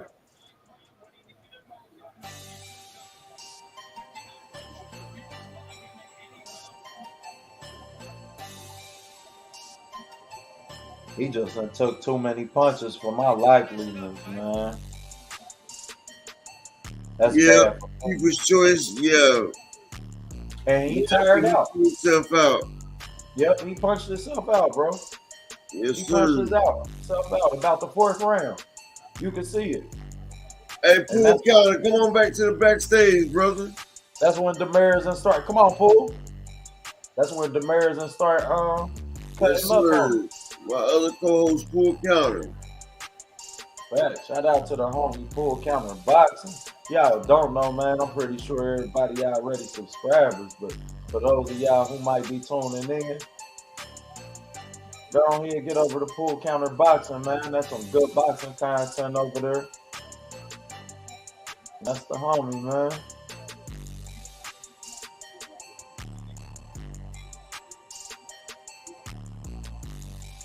Who you got winning the fight, bro? I'm gonna say Benavidez, he's actually winning. I think them shots is being pretty effective with that. I think he's pretty doing it. And salute the Nitty G, salute the People's Choice Conversation, Pool Counter, my partner, Don Stefanski, and the People's Choice. But yeah, I think he might, if he don't go for it, I don't know what to say. I think Benavidez, he's probably gonna win this one.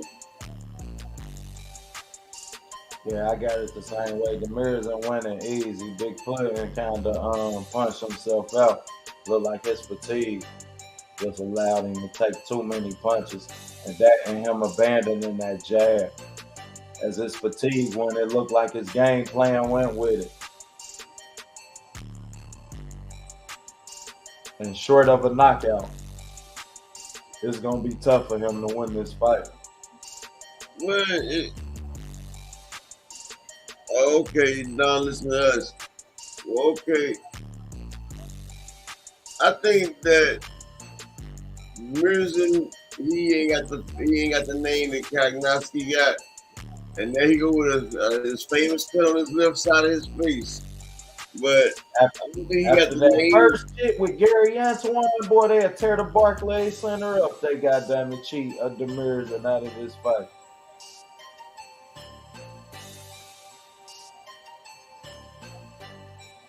I got Demirson winning the fight, and he got his big self up on that rope. Fact.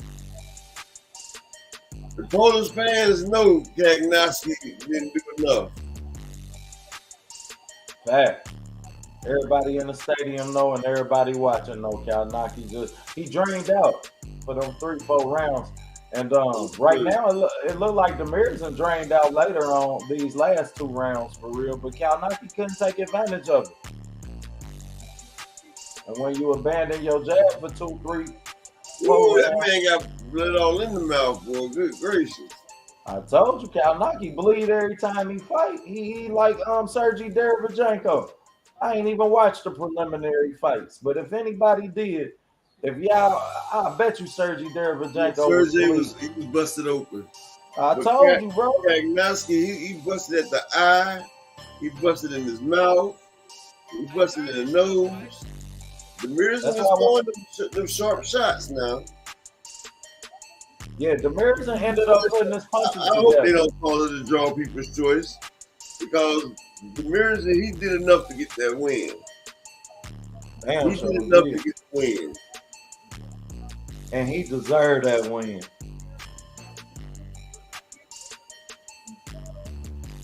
Nah, they should tear the Barclays up if Demirson don't get this win. Go ahead, start acting the fool. But you know, Kagnowski, he brought the Polish crowd out there. The Polish people ain't had nobody to cheer for. He brought it out of there. If the Polish crowd, big fight, dude. If y'all had Danny Garcia and Jose Benavidez, man, headlining this fight card, and y'all feel like y'all have to maintain some type of leverage with the few Polish fans that's in there, enough to disrespect the sport, I'm sorry, man. You know how near and dear PBC and Premier Boxing Champions and Heyman Boxing included is with me, bro. Like that. Yes, sir. Like man, I ain't gonna hold you, but I'm gonna watch boxing regardless. You know what I mean? I'm gonna be a boxing fan regardless. I love this sport too much to say that that's okay, man. No, PBC. Do the right thing. Do the right damn thing. Tell your judges. Give it to Demirson. Tell Kagnowski. You sending him on this UK tour. Let him fight Anthony Joshua once he get his ass whooped. You said what?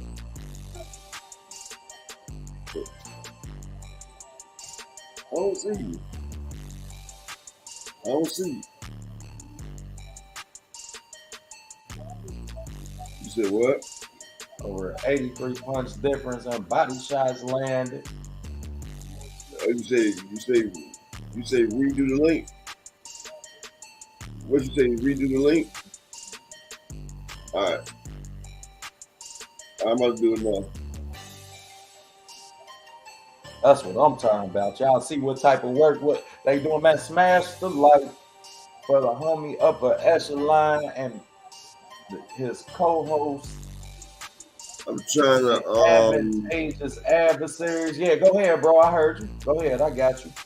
I'm trying to figure out how to where I go to put the link down there. Put invite. Or invite. Go to invite. And then the link gonna pop up. All right.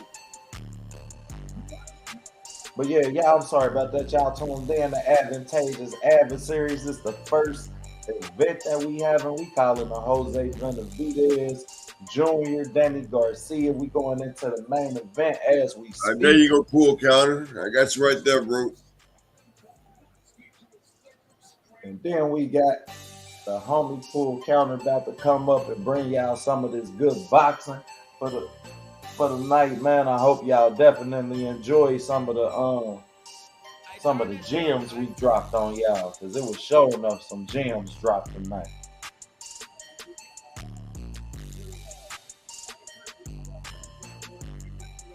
Get your notepad. Class gonna be in session. schedule coming soon from the Advantageous Adversaries, who is my co-host, who is a teacher at OTB Boxing Class 1-on-1. We gonna be on my platform as well. We gonna find a night for y'all, man, or a day where he come over my way and get it in, just so y'all know. We gonna be teaching classes. We gonna have a fight breakdown. We gonna break down some old school fights for y'all. You understand? Let y'all respect the sport a little bit. Hopefully y'all can grow to love this sport as much as we do. As we do know, as we are making y'all aware, the Marizine did get the win. Thank you, PBC, doing the right thing, man. We love this sport, just as I know Heyman Boxing does as well. As far as the Gary Russell performance, we gonna put that on that ref, man. That man was in the ring, and he prematurely stopped that fight. I will stand on that. Won't back down on that. Cool. Shout out to the Marizine who won that fight. After losing the early portion of that fight, really fought a tough fight, closed the distance well, and increased his response to the pressure so deservingly for the victory over the course of this fight that I really had to respect his performance a lot. And heavyweight,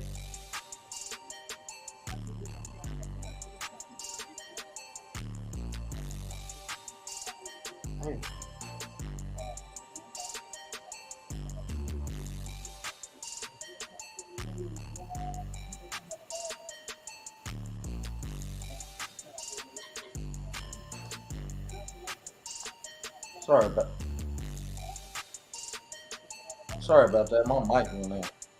I done pulled my mic out. Apologize to the people. But yeah, man, look like the heavyweight division got to be on watch out. We got to give the Marizine a shot. So y'all hit the chat, man. Let us know who y'all want to see the Marizine fight. Who would be a good fight for him? I think Joe Joyce. I don't care nothing about Matchroom. I don't care nothing about promotional companies. As much as I respect the business of this sport, I don't care nothing about that. I feel like we cheat in the sport when we don't give the people the fights that's best.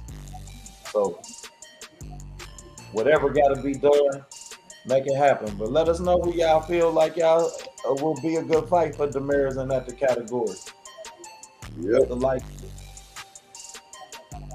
I tell you who a bad fight for him, Anthony Joshua. That's who don't want to see him coming off of this win. Coming off of this loss that I'm projecting him to take to Alexander Usyk. That's just a bad style. You got another fighter who a big puncher, like to get in the pocket with you. We know that Joshua love to fight from distance. You know what I mean? He want to get in there and box. And I feel like the Marizine laying his punch, that can be bad for Anthony Joshua. So I want to see that fight versus Adam Kalnaki. You going on your UK tour, you can start off with a big check in Anthony Joshua. But as far as over here in these heavyweights, man, you can't hold up to the upper echelon. Copyright to my co-host of that category. You just not ready for the A class of that category, man. And unfortunately, you a good fighter, but you just abandoned. Yeah, I mean, you abandon what you good at too much for my liking, and you too willing to take punches for my liking. At the heavyweight category, the punches at the heavyweight division, the punches only gonna get tougher. Shit, they only gonna get harder. Ain't nobody gonna punch you no softer. So let's just be realistic about the course of your career. And going on your UK tour, you understand you from Poland, go ahead and get it in. This, I think, your 11th time fighting in the Barclays Center. You've had a well accomplished, and I'm pretty sure they tried to give him a good fight coming back, but they don't look too good. But see, they thought the Marizine was gonna be a soft touch, but guess they found out it wasn't.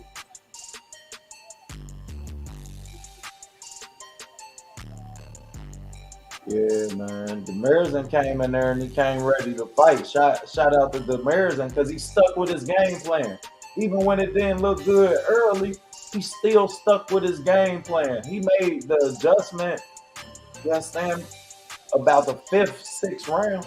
But I don't know how much we can accredit the adjustment to because we also seen Kalinaki drain out within pressure and abandon the jab, which worked into Demirzin's game plan. So the adjustment that he made was minor, but it was just a matter of backing up and getting him on the end of his punches and not smothering his punches as he was closing the distance. He did begin to jab with Adam Kalinaki to close the distance, which was impressive for the people in his corner because they made the adjustment within the course of him taking the punches from the jab and early in the fight.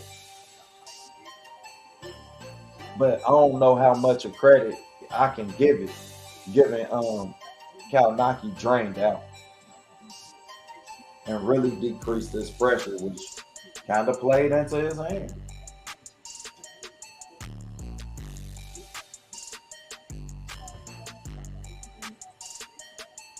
But now it's firework time.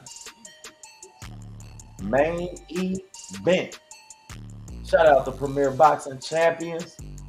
Presented by Showtime, Heyman Boxing Incorporated, bringing us this night of boxing from the Barclays Center in Brooklyn, New York. I think the Barclays in Jersey, actually. Barclays in Jersey. Yeah, Barclays in Jersey, I'm thinking, yeah. Yeah, Barclays in Jersey. Apologize about that. It's in Jersey, but the Brooklyn Nets play there. My bad. They say, where Brooklyn at? Where Brooklyn at? Yeah. Now they better have a Meek Mill on blast. You dig? Stand up Philadelphia, PA. Pioneers in boxing. Over 40 champions. Coming just from the city of Philadelphia, in case you didn't know. Right behind Cincinnati, Ohio. With, I think, 6 Olympians. And then California has 10. But we just had 10 champions. Ooh.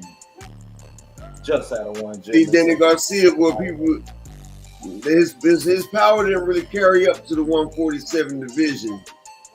But maybe it'll carry up to the 154. Because, you know. Why do you think that that his power didn't transition up to 147? You say what, bro? Why do you think his power didn't come with him to 147? I mean, you see all the big fights. Like, he couldn't really stop the people that he really wanted to. You know what I'm saying? Like, I don't think his power was as much as it was in 140. See, 140, he was still bigger than the other opposition. He was a little bit of a weight bully there. Yeah, you know, because I seen him catch Sean Porter cleanly a couple times, and usually when Danny Garcia catch somebody clean, that's what it is. You know what I'm saying?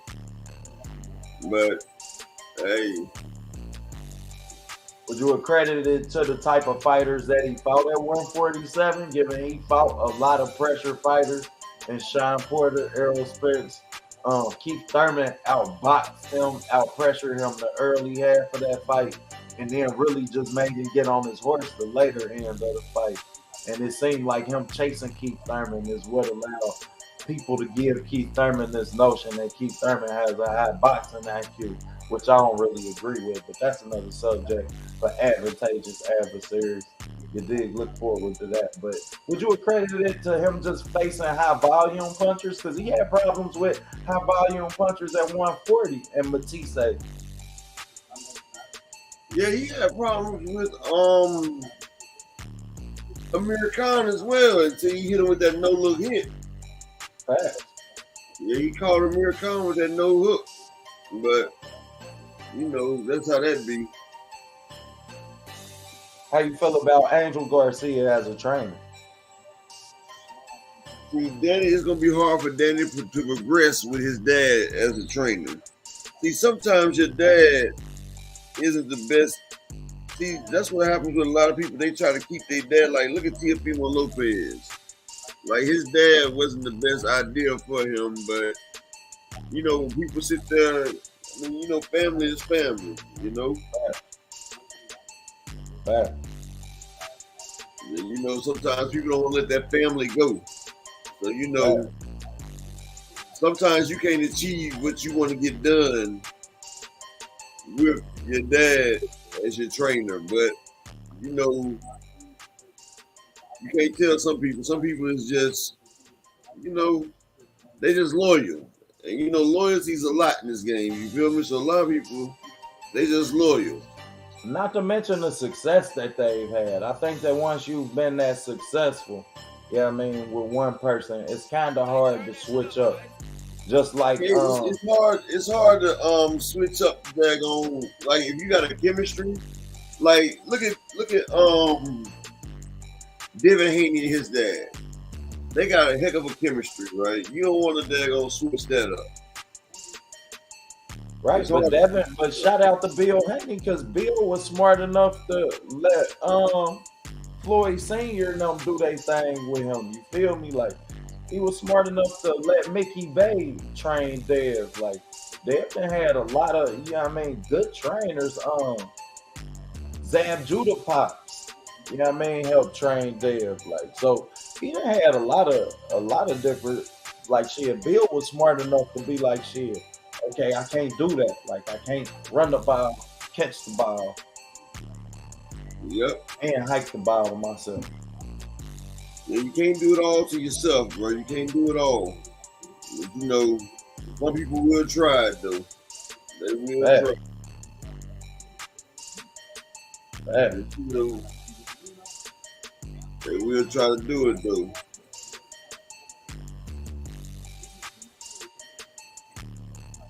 But yeah, that thing I was telling you about earlier. Yeah, This is gonna be a 2-person deal right there. You feel me? sounds good. Yeah, you Know feel how me? that's gonna work. Huh? So you already know. Yeah, you know. We'll start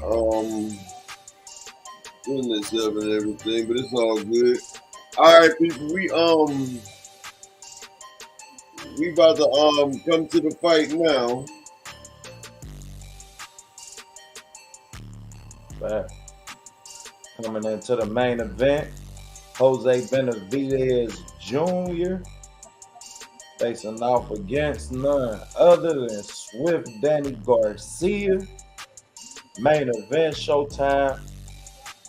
Premier Boxing Champions and Heyman Boxing Incorporated. And gave us a great night of boxing, featured Gary Antoine Russell, who won his fight in a 6-round stoppage called by none other than my co-host Upper Echelon in the building.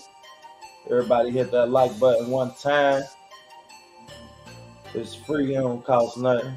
All right, y'all. I'm about to call this fight for y'all coming down the middle. We got Jose coming through. We about to do this right here. We're gonna do it big for them. You did? El Bande Roja, David Benavidez, walking his brother out to the fight. It's about to go down.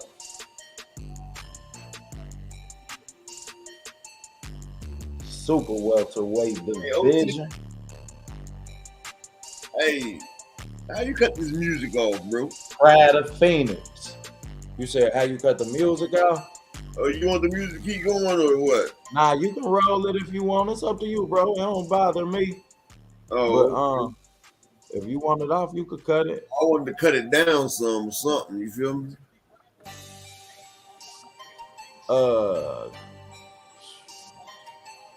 Yeah, there you go. You ain't got access to it. I'm looking for. Hold on. Let me see if I do.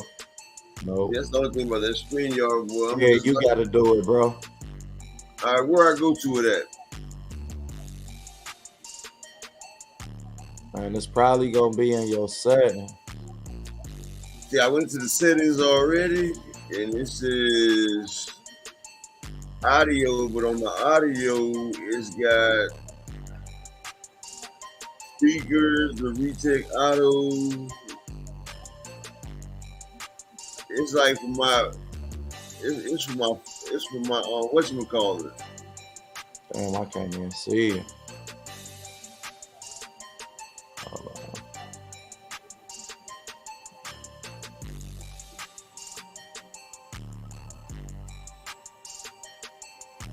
It's for my computer. But hey, Jose Benavidez, y'all, he looking rough and rugged, boy. Like, he looking real good. This is the best I've seen him look in a long time. I mean, like, he look in shape. Shit, he came in, he rehydrated 19 pounds. I bet he What's do. going on, JV? What you say, bro? So he came in at 172 pounds in the ring tonight. I bet he do. Hey, OTB, bro, asking you a question, bro. Yeah, we gonna get it in. Yeah, you can put him in a casket, JV. Hey, but JV, right now, me and OTB, this is our first episode. We just calling the fight tonight. Yeah, But we gonna. me and him debating every day. We just like first take. We're gonna be going against each other every day. Debating different topics. And we gonna debate universal topics, JV. Not just stuck with boxing. We gonna try and give you. We gonna let you know the best Jadakiss verse of all time. Woo, woo. The best Sheik Luch verse of all time. Favorite J verse. Who's really the king of the South?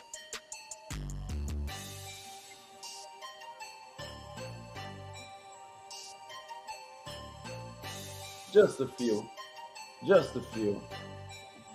Yeah, I want to reach JV up because I be seeing JV all the time, bro.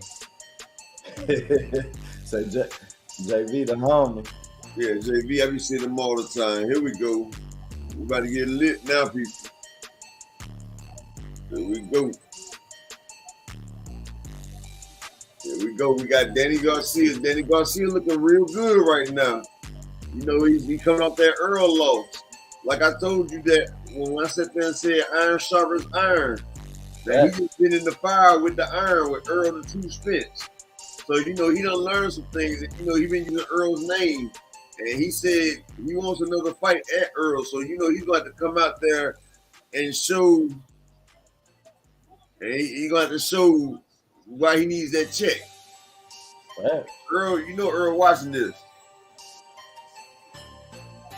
We're gonna alter. Oh, you talking about? Oh, he asked what channel y'all gonna debate on. So Danny Garcia. Damn, I don't know, bro. They don't even know yet. They still Danny Garcia figuring came it in at 152 3/4, while Jose came in at 154. He got a 71.5 reach to Danny 68.5. But Danny 34 and Jose's only 30. Jose, he 5'10.5, Danny 5'8.5. I ain't think Danny was that tall, but he 5'8. Yeah, Danny ain't as small as he look, bro. When you said Danny was but big, 140, he definitely was. So Earl around 5'8", 5'9", though. You feel me? Yeah, him and Earl wasn't matched up no bigger than Nah, no problem. JV, JV, you a pillar out here, man. I want to make sure I let you know that, bro. Yeah, Jay. You the family, homie. Yes, sir. Nah, And I think what I was thinking though, bro, we'd probably come on at about like 5 or 6 Eastern, like right there when people just getting off work and everything. Yeah. That'd be a good slot right there. That way, people still woke. It's like main time prime event. And you got a chance to hit our little latest topics too. Yep. This that ref right here. This that daggone ref that be going crazy every time he in a fight. All them faces and shit. Yeah, making all the damn faces. That's my guy though, man. Hey, I seen a video. Where they had all the faces that man was making, but that shit had me rolling, bro. Yeah, bro, Like, crazy. Yes, sir. And I just like to thank everybody that's here tonight. I'm gonna give you the best call down I can give you right there. I'm gonna give you hit by hit, punch by punch, swing by swing. We about to get this. Yeah, definitely gonna be good shit, JV. We about to kill it, man. We gonna give you something different, bro. Shake them up a little bit, man. Boxing world getting boring. Yeah, I missed Full Counter earlier, JV, so he just went ahead and went on his live stream. I missed him. I had stepped away. But yeah, he on his live stream. Tony Payalo, bitch ass. You say what? I was talking about one of the judges, Tony Palilo. Oh yeah. He's shiesty. Hey JV, hey, that referee right there, boy, he be right there. Hey, he got the faces for you, boy. He got the faces. And y'all watch how he worked the ring within the match, man. He be right there next to the like he get paid to watch front row. Man, like he's great at what he do though when you watch him circle around the ring and how he places himself up. Like, man, dude. Yeah, like that's one person that really loves his job, bro. Facts. Like when they say you need to love your job, that man let you know he loves his job. And JV, the same way you a pioneer to the YouTube community, bro. Okay, it's gonna be on Knockout Show. Our battle is, but our face off gonna be on my show. But yeah, though, I'm gonna be cussing his ass up. But yeah, though, yes, sir, Steve Willis. Dude, the pioneer of boxing, man, and I'm pretty sure if you look him up, I want to say, bro, he used to box. I know he used to ref all the big fights, dude. And my man be in there. He ain't breaking up nothing. Jose still look kind of stiff, though. But he moving the leg a lot better than he used to. Okay, he filling him Jose, he bounced back from that. Okay. Danny Garcia looking a little quicker now. His hands look a lot quicker, and he's engaging more. Jose, he popping out with Danny with a jab. Danny with the left jab. Jose with the left jab. He keeping his left foot on the inside. Danny with the lower body jab. Danny looking like a sharper, quicker, but he's a smaller fighter. This Danny right here looks real lean. Ooh, Danny with the overhand right. Okay, Danny said he was going to be more aggressive. He said he was going to be waiting. Okay, Danny popping out with the jab. Danny ain't just sitting there flat foot. Okay, Jose threw a right, then he clinched. It's a clinch now. They backing up. Danny Garcia looks like a new reinvented. He popped the left jab out. Okay, he popped the left, he threw the right. Jose blocked and threw the right. Okay, Danny jab. Danny Garcia. He started to sit down and back up. Oh, Jose with the 1-2 up top. Danny with the 1-2 down in the midsection. Danny looking a lot swifter than he did before. This is Garcia right here. He's a thrower. John, Danny gonna sit on his punches. Right to the body. Jose dropped his hands and looked at him. That's when you know he gets frustrated. Okay, Jose with the 1-2 to the right and the left. Okay, Danny backing away. See, Danny using his feet and he using his speed and his footwork. Okay, he just went to the body. Okay, Danny jabbing. Okay, Danny with the hook. Danny coming on. Danny looking real good. Oh, up top, went to the low. Okay, there we go. Danny sitting there. Oh, went down low, came up with the top. Now here go Jose with the showboating.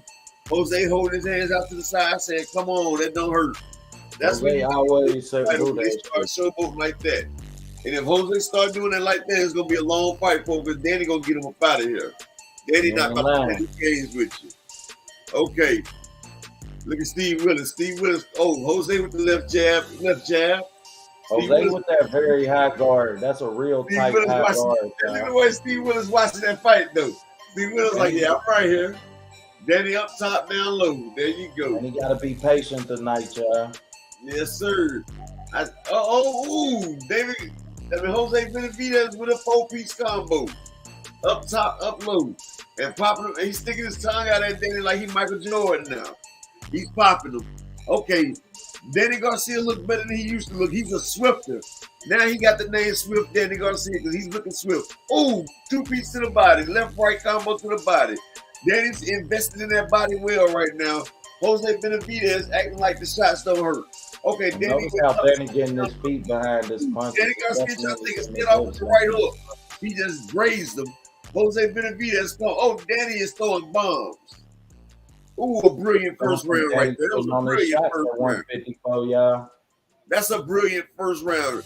Danny Garcia at 154 looks 3 times better than he did at 147. I just hate to say it. But Danny Garcia looks real sharp at 154.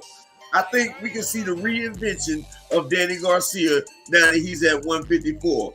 He was sharp, he was crisp, he was delivering them shots, and they was coming out nice. And it looked like he had a little extra pop on the stop. I got a breakdown on this fight where a week in advance where I told y'all Danny gonna sit on his shots at 154. You're gonna see him sit on his shots a lot more and use his legs a lot more. This is the first time he's gonna have to use his legs in his career. So it's pivotal. He don't want to admit it. Jose Benavidez, he felt Danny power early. That's why he tried to hold his hands out and act like a showboat. We call that showboat. Jose did that against Bud a lot. So he got knocked the fuck out. He did it in his last fight too. Then he got a draw. Okay, Danny on his toes. Danny bounces on the tip of his toes. Okay, Jose came with a 1-2. Danny tried to counter. Danny circling to the left. And he got a little bounce in his step. Definitely seeing the lighter Danny. Danny with a 2-piece. Okay, there we go. Danny circling to the left. Okay, straight down the middle. Jose Benavidez straight down the middle. Danny Swift. Whoa, Danny displaying head movement. Danny with 3 good misses. Danny Garcia displaying head movement. I told you that. Oh, overhand right now. Yes, followed by a right straight. Danny Garcia showing his defensive prowess because Jose is not connecting with these shots. Danny is letting him punch himself out while he's moving and miraculously coming around. Danny's popping the jab up top, up to the body. There you go. Change them with the jab. He putting it in. How Danny has some response. He on that phone. Yeah, here go Jose acting like it don't hurt. When Danny on that phone. Like it don't hurt. It really does something to him. Danny's Jose tight. pulling forward. Okay, Danny Garcia popping him. Jose acting like he put up his shorts like he about to run up on him. Okay, Danny Garcia, he pops back. He's coming through. Jose trying to hold. Jose trying to act like a gangster and maul him and walk him down. But it's probably going to be Jose's best bet. See, Jose, he getting too emotional with it. That's going to be his best bet, is to make this an ugly fight. Yep, because if he don't, Danny looking real sharp out there. Danny looking real sharp and Danny looking real light. And if you rehydrate it, he's looking real fast right now.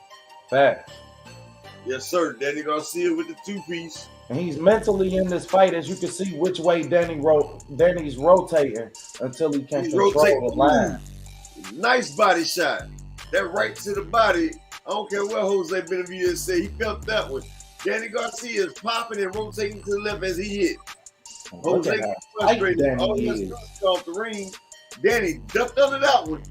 It's a good thing, too, because Jose threw the kitchen sink at her. Ooh, Danny is showing the sweet signs, people. He's popping and getting away.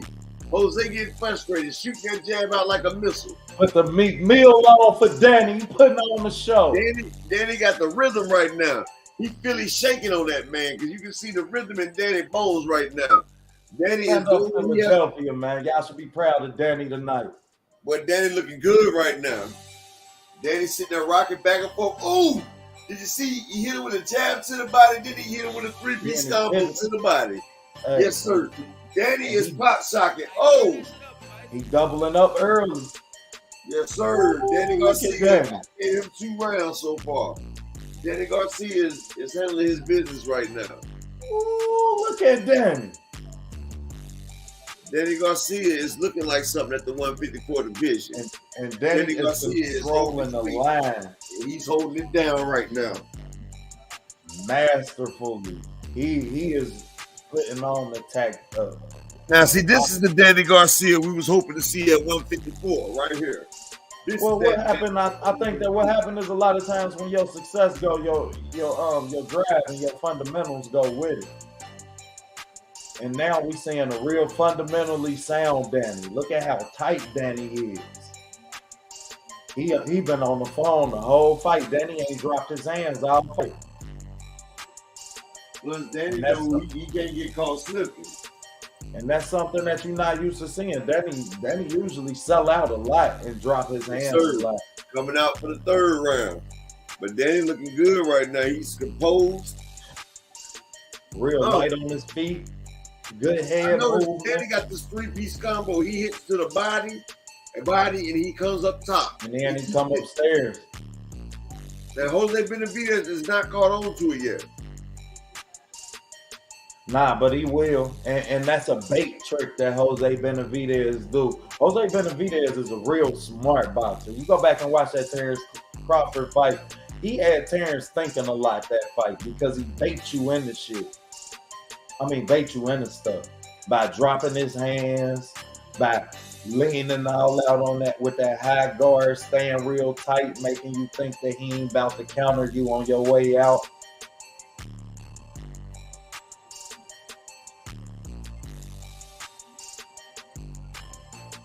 Just a few of the things he do amongst others, but he a real smart fighter. It's starting to get ugly. David trying to make it ugly. Danny bobbing and weaving and popping and blocking.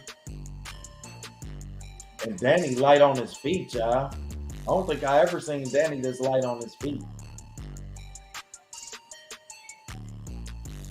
It's crazy. It's an oxymoron.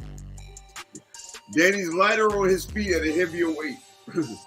That's crazy, ain't it? That's because he used to be more strong. He's not weight drained. That's because he realized, though, that he needed to use his legs more. If you watch the Errol Spence fight, he was more successful in the first 5 rounds, responding to the pressure when he used his feet, and he was boxing early. Some of them times he even pivoted around the land power. That early investment into Jose Benavidez is going to pay off later. Jose can keep acting like them shots don't hurt like he want to. Danny's still digging into that with that right. Jose just not active enough for me. He fighting spurts. And see, Jose, he keeps walking. When he walks down, he's walking down. Now he walking down talking to a person like come on, man. Yeah, that's a mental. I mean, that's part of it. How he bait you in. Okay, that's one of those bait. If you're fighting this tier level competition, it's not gonna be like that. Watch, he gonna land something tricky, but it's gonna be unorthodox. You know what I mean? Because if you watch Dave right now, boy. Danny shoots up there, caught him with the hook. Oh, Danny's showing that sublime speed and defense. And Danny moving. I mean, Jose, you not getting me, boy. And he moving. Danny is showing. Look at David. David, like, damn. Danny is showing sublime skills right now. Man, and he's putting on the boxing display. If you don't love this, man, something wrong with you. He putting on the display. I'm talking about showing out.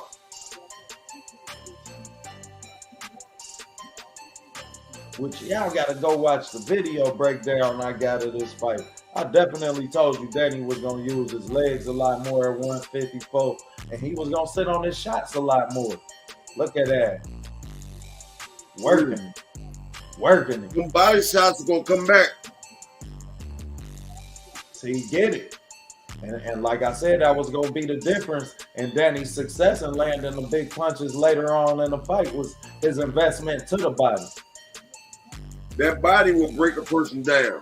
If you do that body the right way, it comes time to collect. Danny looked good. Shout out to Philly getting Danny ready. Danny just came with a 5-point jab. And shout out to Angel Garcia. Angel got his boy ready. Yeah, Angel got him ready. And Angel acted a fool at the press conference, and now I see why. But that's like I told you, iron sharpens iron. That man just went in there with the best. You ain't got no choice but to be better after you get out of that ring right there. Oh gosh, here we go. He ain't the best yet, bro. He's the best. Man, he ain't the best yet. I don't see nobody better than Spence right now. That's to be determined. Which y'all gotta tune in the Advantageous Adversaries. We'll be letting y'all know why.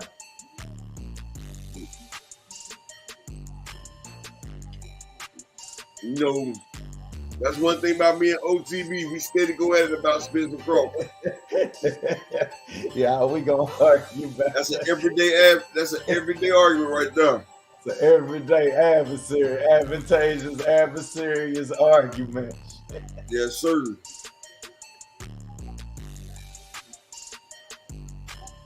Every day I'm here to remind y'all that Spence is big fish, man down, strap season. Yeah, you got the straps. We ain't gonna never debate that. But we will. You better be careful though while he reaching in with them punches though. He lunging. Yeah, and I'm wondering, and you starting to see him sit down a lot more and be flat-footed. I don't want that to be detrimental to Danny. He not as light as he was. Now he's starting to sit down. Woo, dang. Woo! Jose. He has caught him with a 3-piece one-hand hook. Didn't I just tell you, Jose gonna put something tricky together? Yeah, Jose. But it's gonna be awkward because he don't sit. If Jose sit on his punches, he could have knocked Terrence Crawford out. Like, go watch that film. Watch I got up, y'all. Because he couldn't really sit on with that messed up leg, though. So far, I showed you this fight before it happened. Who knows a hard shot getting to the body. Now what you're going to see out of Danny is you're going to start to see Danny punch with Jose. You got to start using that jab, Danny. Hey, Steve Willis sitting back there talking about, woo! Look at him. Look at the real face. He's like, woo! That's too. Look at him. Danny tight as hell, y'all. He look at Jose. He looking at Jose like, boy, you's a boxer, you, boy. Hey, that referee right there is my guy, dog. You hear me? Hey, OTB, you see how I love some Steve Willis, man. Hey, you see how Steve looked at Jose at the end of it? I'm about to reach out to Steve, man, try and get Steve. Yes, sir. Hey, did you see the way Steve looked at Jose? Look at him. Look. Keep your eye on Steve. He's showing up this game that woo. Look at it. He's like, uh-oh. He see that 3. Look when he look at the 3. Look, he's smiling at it. Look at it. He's like, yeah, boy. Hey. Boxing is a beautiful sport, child, man. Hey. Shout out to Jose for coming to fight that round. Yes, sir. Shout out to Jose for coming to fight that round. First round, I'm giving Jose. Yeah, this is first round right there. First round, I'm giving Jose. Now, Danny, if you going to sit down in the pocket like that and you going to sit down on your feet, we know you flat-footed. So you got to watch the front shoulder. And you only can sit down when you control the line so you make him one-dimensional. Because Jose done showed you he is stepping, laying these awkward punches without him having his hips behind him. Look at Steve Willis. Steve Willis watching. He like, what y'all gonna show me, fellas? What y'all gonna show me? Oh, Jose Benavidez. Uh-oh. Danny doing a little showboating. Uh-oh. Jose got pissed. It's coming Danny forward. feeling good. Danny feeling like he figured him out. Bouncing like Sugar Ray. He looking like Ali. You got to bring them legs. You got to bring them legs to the party, Danny. Danny did a lot of training, a lot of road work. Yeah, Danny done ran miles. Yes, sir. Angel was in the car. If you go and look at Danny on Instagram, Angel in the car. Danny running. Yes, sir. Closer they get to count. Angel on the bike, Danny running. Jose playing a little mental game with him, rocking back and forth. Jose Jose keep missing with them big shots. Ooh, Danny with a right cross. Because he baiting him for them. Jose gonna be there for Oh, all Danny them starting power to punches. bounce. Danny Jose starting ain't to got bounce. no head Oh, move. to the body. See, Jose so tall, he getting that inside tore up by Danny, and he started to drop his hands. And that's Jose's problem. Yeah, Danny keep pumping him down low. Ooh, Danny hit the dead center of the bread basket. Now Jose trying to make himself lower. He's trying to squat down and make himself a lower fighter. That's that investment to body that I told you, Danny. Danny gonna stop him, y'all. Danny gonna stop him, y'all. Danny gonna stop him. Because he invested to the body. It's the body work. Danny hit him with a 3-piece. Now they about to work, body work. Make your body work. Hey. He got up and pushed Danny. Danny put it together. He was holding on to Danny's head the whole time, though. He got up and pushed Danny. Y'all got Danny together, man. Shout out to Danny Garcia getting back to the essence of boxing, man. Yes, sir. Now he looking like a boxer and not just a damn counterpuncher. What? Danny look good, Jack. And I told y'all Danny was I ain't seen Danny look this good in a minute. Man, go check out my breakdown, man. I told y'all Danny was I think he give Bud Crawford a little work right now. Here you go. Danny's trying to hit him. That bitch David Benavidez off right there. Danny, hey, he's got his Jose Benavidez head. Look at Bozy Ennis. Look at Bozy. It's cool, Steve. You know Bozy in the building. Philly gonna be there for Philly. Tony Harrison. Tony said he want to win. I'm gonna tell you right here, Danny just shoe shined on. Look at Boots. That killer at welterweight. But oh my goodness, Danny Garcia shoe shined on him, gave it to him in the body in the worst way. Did you see it? Oh yeah, Danny Garcia just body work, man. What? Man, he hit that man with like an 8-piece to the body. It was swift. Danny Garcia just unloaded an 8-piece to the body that was swift. Garcia. It was lightning fast. You blinked and you would have missed it. Chef Ray I told him Danny looking very swift tonight. Danny gonna bring his legs to the party. You know what they told him? Danny looking very swift. They say OTB. He ain't never did it before. It's nice to be. If we see that Danny Garcia apart, Danny is firing. He never been there before. Jose is getting very mad about it. Pride of Stanford, Connecticut, in the building tonight. See, Danny Garcia is frustrating Jose right now. Jose is getting frustrated. Ooh, he tried to hit him with a windmill uppercut. But Jose is controlling the line. Jose is frustrated right now because he can't hit Danny, and Danny just keeps bouncing around the ring. And it's starting to get him upset. Jose throwing.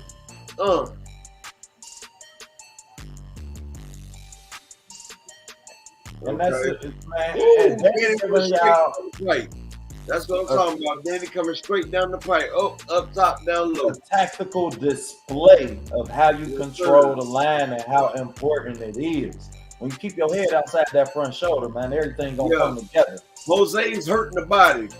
Y'all might can't tell, but watch the way he holding his frame back. Like he's trying to hold his frame back while leaning forward. Just scrunched all the way down to eliminate all of them body punches that Danny given. The man hurt. He's trying to lean. Look at how Danny keep rotating clockwise away from the right hand until I control the line. He's trying to look like a monkey. Like he's trying to pull his stomach back, but lean his face and his legs forward. Like it's a weird, awkward looking angle. It's simple boxing, y'all. It's like he's like a question mark shape. But he think that's gonna block it, but it's not. He getting hit now. Boom. Oh my God. Look at Danny. Danny who can't fight in the pocket. Danny's showing everything on him. And he's showing out tonight, child. Oh, stand up. Teeing off at the body. Danny teeing off at the body on him. And it ain't nothing that. And Benavidez just holding the shot. Oh, Danny with a 2-piece up top. Philly should be proud tonight. Danny, you made Philly proud tonight, baby. In combination, he's throwing. That's what I'm talking about. Danny. Ooh, Jose missed up top. Ooh, Danny missed that no Head hook. movement that he brought to the party. I think Danny watched my video, man. He must have. Danny watched somebody's video because Danny looking like a swift fighter right now. I'm pretty sure Danny watched my video, man. Because it was hard finding video of Danny moving his head. It ain't a lot of that shit. I mean, it ain't a lot of it, bro. Like, Jose called him the P word, but hey, Jose, you're not gonna get him back. I told y'all Jose played bait games where he bait you into the things that he wants you to choice, do. man. You know, this is the first one on this channel right here, but you know it's gonna get bigger. Fact. You know, the fans gonna come out here. You know, I appreciate y'all being here on the first live breakdown on this channel. Man, everybody that tuned in, we appreciate y'all being here, especially you, People's Choice, man. We got some good gems and some good content coming for y'all, man. Now I know y'all probably see me on Pool Counter doing a breakdown, but you know this is the first breakdown I'm doing over here. You know what I'm saying? It's cool. Like I'm gonna give you the same thing. Yeah, definitely family, man. And we got some other breakdowns we gonna be bringing y'all. We gonna do some old fights. Yes, sir. We got some things coming for y'all, man. That's gonna try and make some regular fans, some real fans, man. Try and teach y'all some of these ethics of boxing, some of this boxing wisdom we got over here. We rock with you. People's Choice. You know I rock with you too. The long way. You know I rock with you.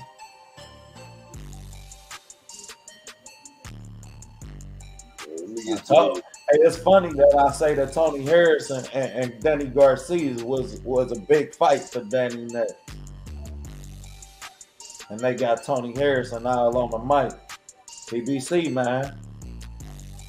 Y'all about to have to, hey, it's a thin line.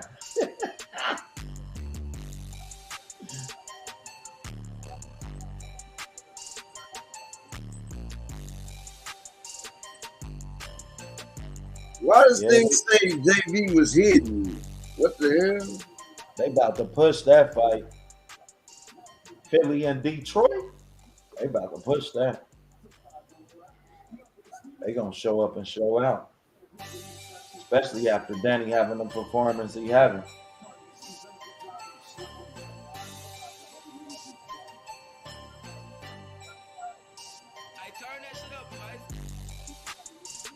Hey, JB, bro, I don't know what the hell happened, bro.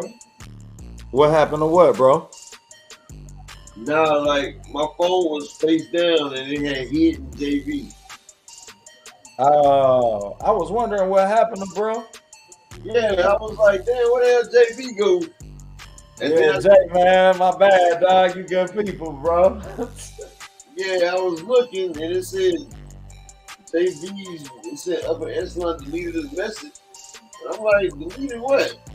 Man, see, I wasn't there looking at the chat, so if I don't respond, y'all, that's how that daggone iPhone crap be working, yeah, man. them iPhone sensitive, boy. You leave them open, boy. They'll be done call anybody. Did anything. Change the bow, type of weird stuff. But we got about a minute left in the 7th round, y'all.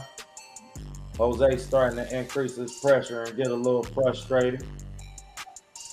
Danny playing with him, giving us a tacticianary display of boxing tonight, man. This round, he ain't really been doing too much. Been on his bicycle a lot, but you can see the frustration mounting up with Jose. Danny again with the body shots.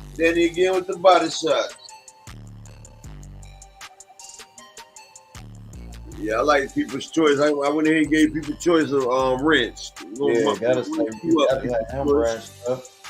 Yes, sir. So y'all at the ground floor. We about to start a movement right here. Advantageous Adversaries, you know.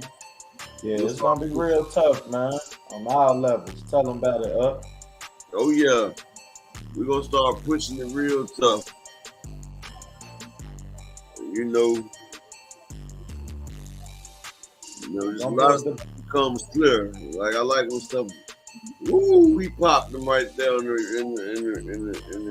re-thing. Yeah, Danny looked good tonight. Jose starting to push that pressure, and he think he can take Danny power. He's about to find out between rounds 8 and 10, yeah. Do you think Danny's power is gonna carry?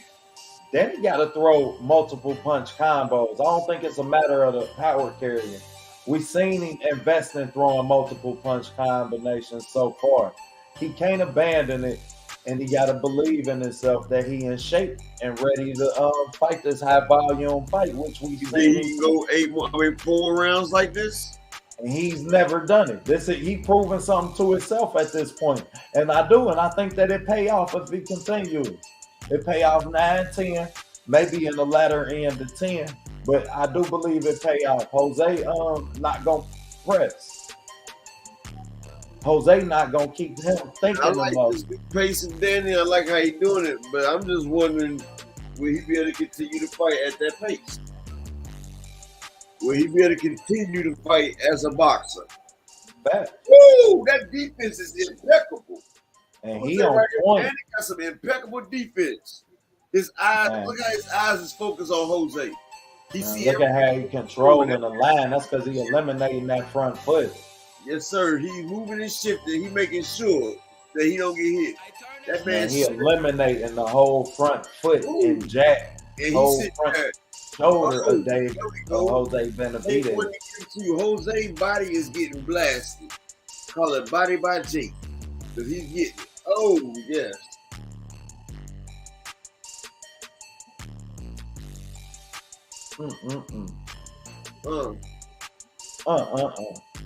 Steve Willis even approved of that one. Now you notice Jose trying to counter him more now. Okay, Danny trying to turn him and pivot him. And that's Danny's best bet. You got to turn him. Because Jose trying to counter. And see, I don't get why Jose just get right up in front of him like that and just stand straight up. Jose had some success when he put Danny on his back foot. He just can't do it enough. Yeah, but Danny's on it for a split second. Then you That's an activity problem. That's an ineffective jab, bro. That's what allowed Danny's defense to look so good.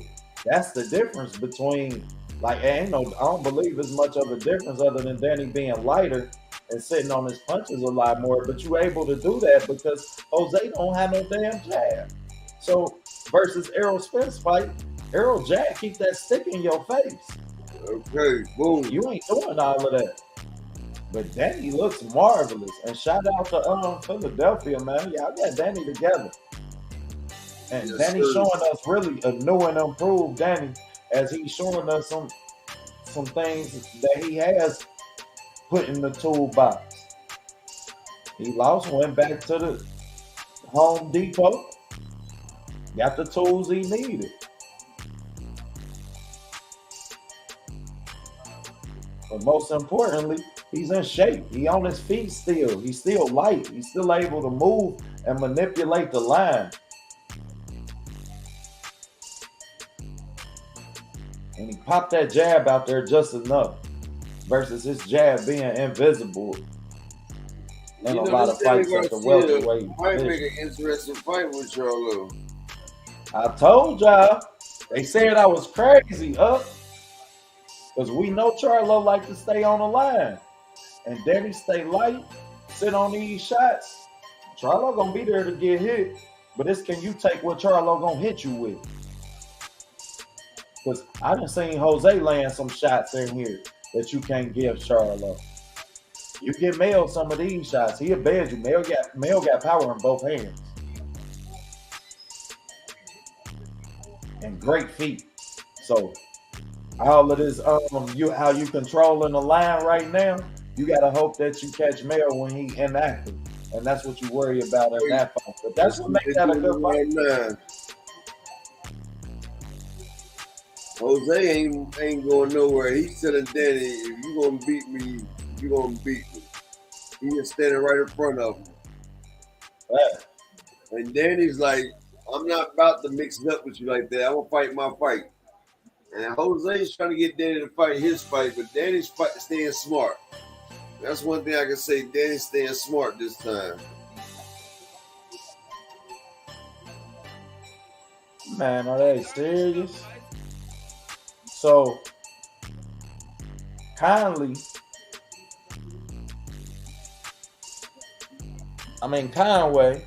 Conway from Cleveland, Ohio, 16-0, and they got Liam Smith on the list with 3 losses before they got him on there. Shit crazy.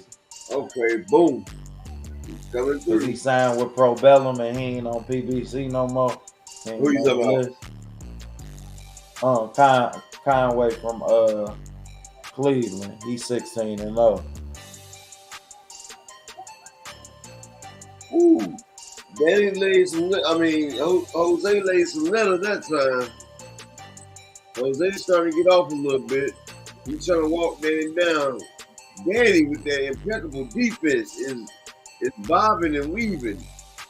Jose with a straight right that landed flush. That might have been his best shot of the night right there. And Definitely was. But that right there had to be an eye opener for Danny. Yeah, because now he's starting to go into that herky-jerky motion. And he's there you go, standing up firing. He's going into the Ali stands where he sit there and fire and not move as much, but catch and shoot. Oh, there you go. He's firing in the midsection of Benavidez. He's not running. He's kind of in a high guard catch and shoot mode where if you miss, you pay. And he making it boxing class. Toe to toe. It's toe to toe. We lead here, we shoot the one. Ain't no grabbing, we just shoot the ones. And that's what Danny Garcia doing. Sitting there shooting the ones right there, and Jose Benavidez. Jose, good uppercut, caught him bending down when he did it too. Yeah, Jose gonna be tricky, but bending down into an uppercut can send you home early. It can send you home real early. But he's sitting there popping. Now, that was some gay shit you just did, Jose Benavidez, but all right. Jose don't sit on his punches enough. Yeah, he did some crazy shit right there at the end, though. But hey, Danny got him frustrated. That's all. That is all that's happening. Yep. And I worried about Danny getting frustrated from Jose's pressure. From Jose being so tight. Danny know what he's doing, bro. Danny ain't gonna get frustrated. But you see that shot? Danny in the matrix right now. He caught Danny with that 2-piece up. Caught him in the chin and in the head. Danny in the matrix right now. Yes, sir. But boom, he caught him with that straight right there. Taylor. Yeah, he did that right there.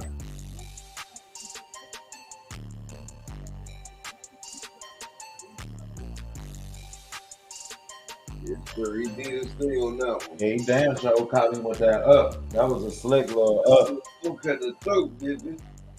Danny getting the show out too much. You getting too comfortable dropping your hands. Yes, sir. You gotta stay on the phone. You was tight the whole fight. You say what? Said he gotta stay on the phone. Woo! Look at Danny. Danny letting his hands fly now. Yeah, Angel done cussed him out in the corner. Yes, sir. Like you don't fought a perfect fight up to this point. We're not about to do this at the end now.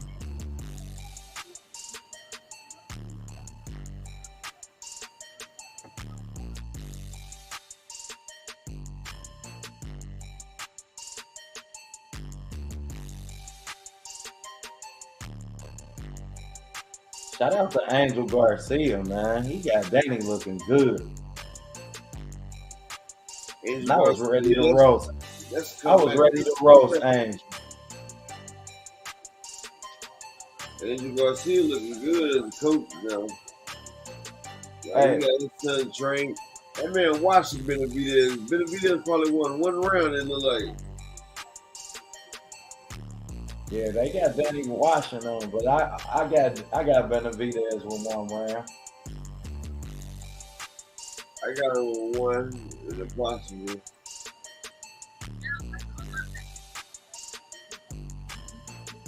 They won in the swing round.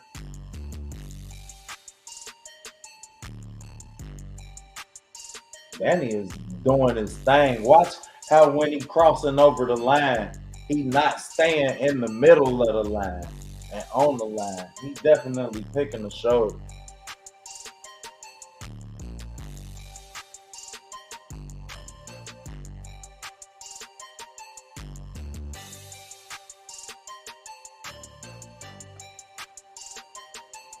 He definitely pendulum stepping. Woo! Good body shot by Danny Garcia, and he moved just in time because he was trying to take that man's face off. Because with that high guard, that body shot done been there all night, and he been getting, and Danny just been taking it as you give it to him, showing a lot of patience throughout the fight. Now let's see if he folds at the end like when the Crawford fight. Then he gonna have to pivot around. When you get that body shot, you gotta pivot around and make that a 3-4 punch combination.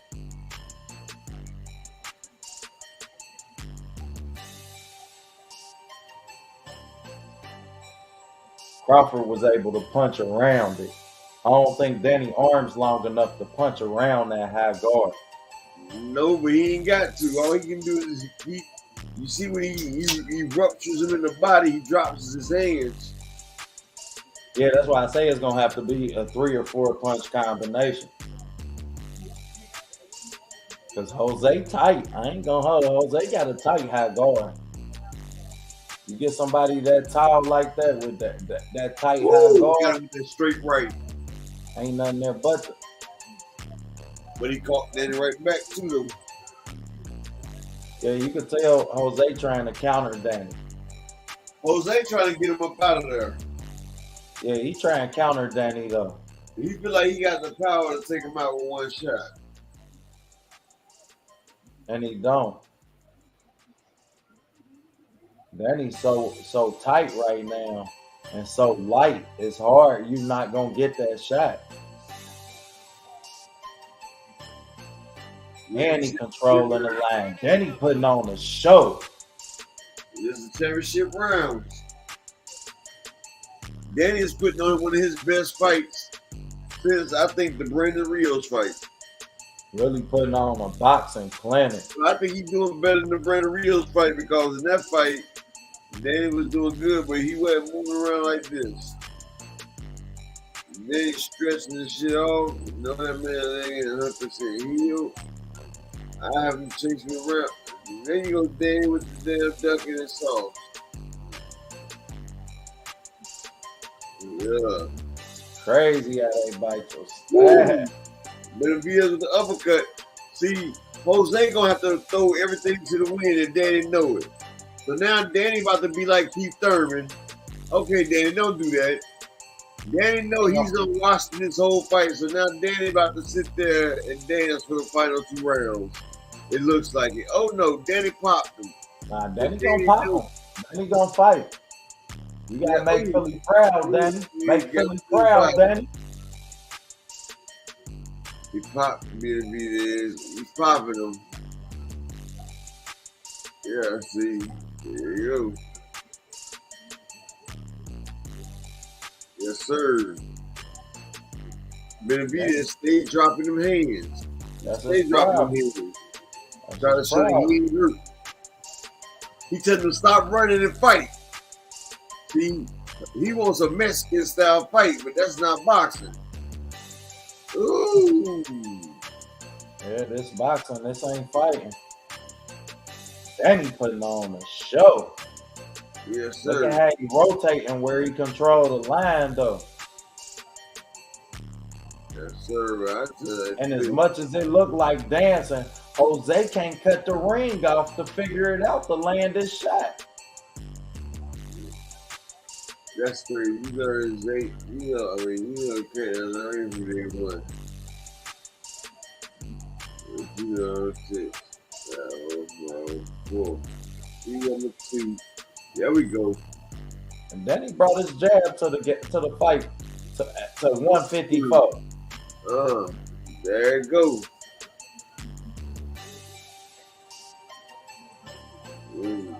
They trying to finish this round off remarkable. And he don't really realize that Danny is sitting there letting them do this, and then in the last 30 seconds of the round, and see, Jose, he sit there doing that little lean over stalking. That lean over stalking, all it's doing is making you look foolish.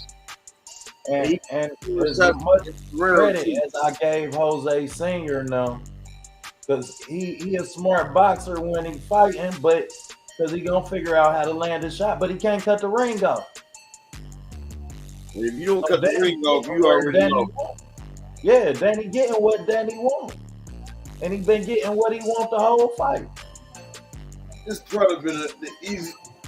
This fight was a lot easier than Danny probably thought. Fact. But Danny put the work in too, as we can see. Danny looked a lot lighter in this fight. Oh, Danny looked amazing this fight. Danny have a lot more. Danny looked amazing right there. And see, this sets up a big fight against either Pandora or maybe Earl Spence coming up. Nah, he got to fight somebody that's established at 154. This was both of their first fight at 154. He got to fight somebody that's established up there. Probably a Tony Harrison. Maybe a Brian Castano coming off a loss to Jermell Charlo. If you really want that undisputed fight against Charlo and you want to make your case, and that's the fight for you. But if you just want to fight somebody that's established, still got a name in boxing, you still got a Tony Harrison, you got J-Rock moved up to 160. I would say J-Rock Erickson Lubin say he's returning to boxing. I think Danny Garcia, Erickson Lubin might be a good fight.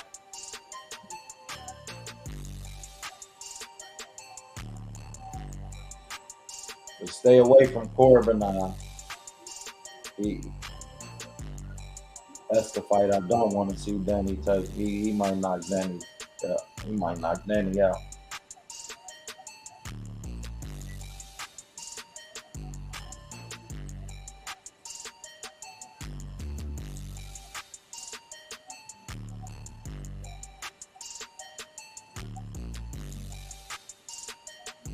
Shout out to Danny Swift Garcia with an amazing display for y'all tonight, man. Really had a boxing, just a tacticianary type display, man, and really gave a lot of credit to the city of Philadelphia fighting in the pocket, because we know how they teach fighting in the pocket like no other, and Danny just showed us it at his highest level on the biggest stage, and coming off his biggest loss. So as Danny began to put his punches together, plays with Jose a little bit, controlling the line, making sure that when they engage, it's really when Danny wants. Most of the time in the middle of the ring, Jose never really was able to cut the ring off, put him in the corner.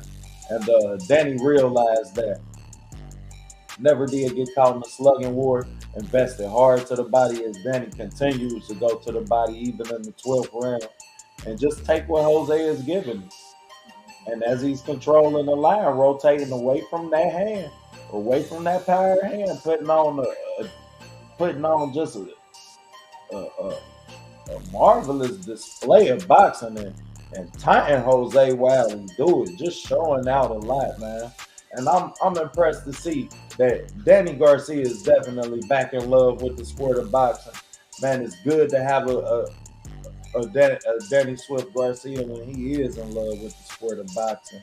And he's still adding to his toolbox, as we've seen him hit Jose Benavidez with 3-4 check right hands tonight, which was impressive. That's a punch Danny ain't never really had.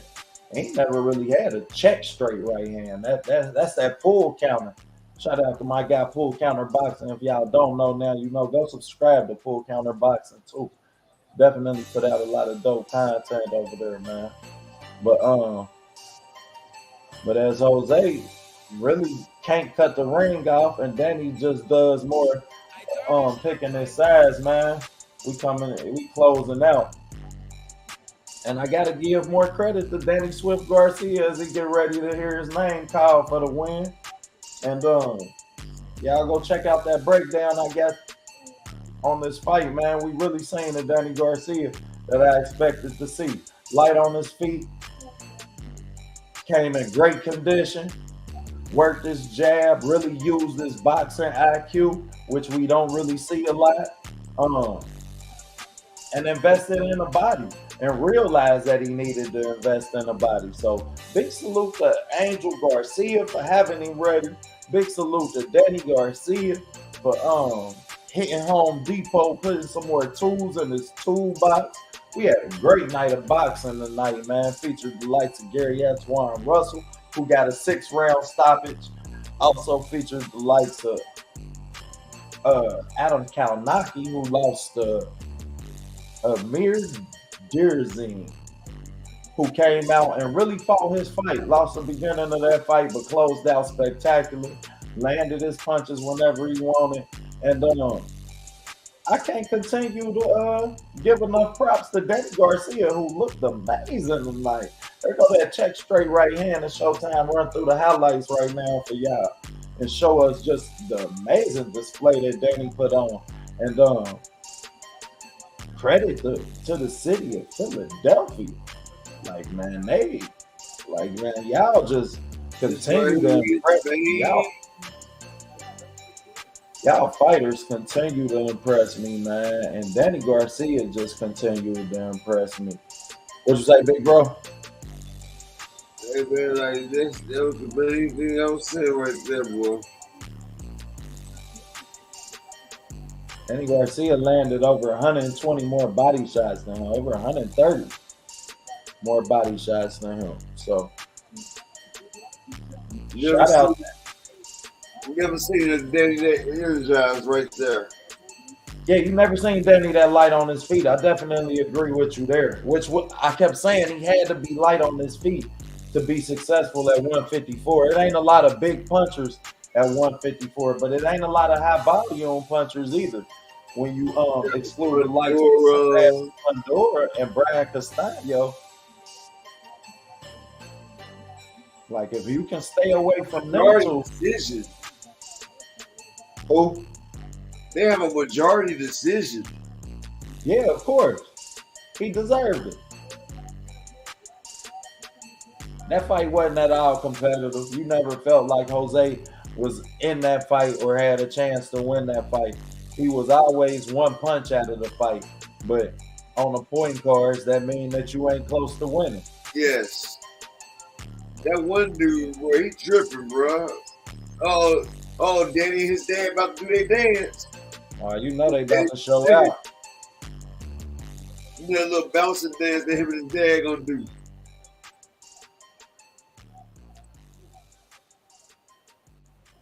Shout out to to the mayor of Philadelphia, Danny Garcia. Shout out to Angel Garcia as well, who had Danny in great shape, had a great game plan. And they brought us somewhere we ain't never seen in Danny Garcia. What you say, bro?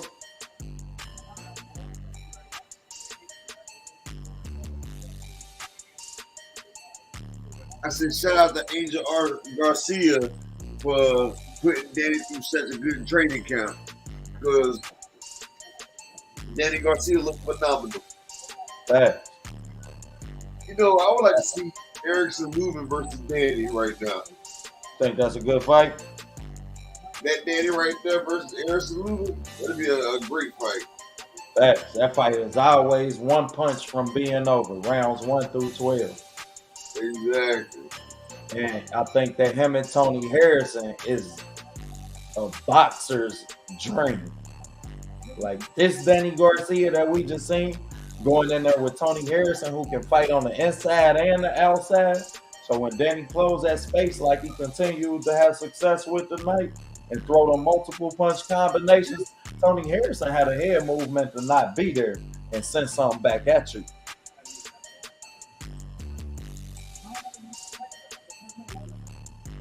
What's your life?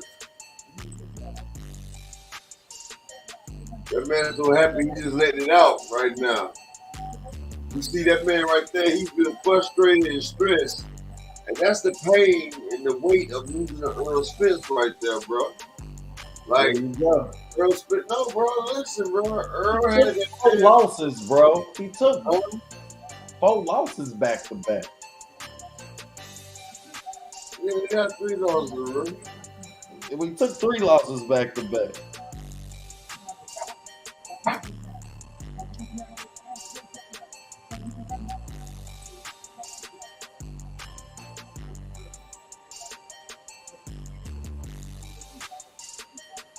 But you right though, EJ did take a lot out of it, damn.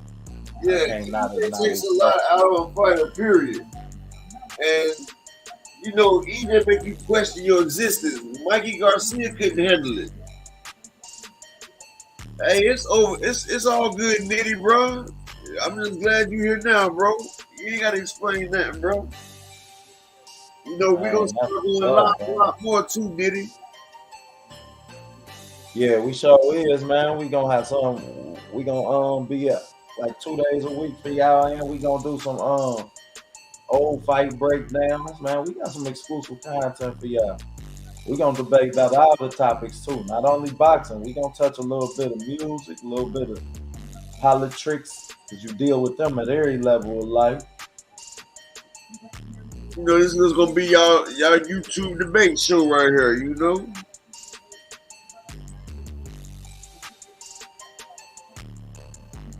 Yeah, Danny Garcia won, DG. A majority decision. He won a majority decision on the daggone 10-2 fight. And he deserved it. I ain't even gonna hold you. He deserved it. Then he deserved that win. Unanimous. He deserved a unanimous decision. The fight was 10-2. Oh, I ain't got it on. One of them counted the draw. Yeah, that's what I've been saying. Yeah, dude, tripping. Orlando.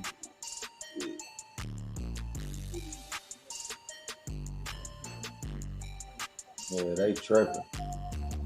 Nah, Danny watched him. That was an easy watch for Danny. And 154, watch out.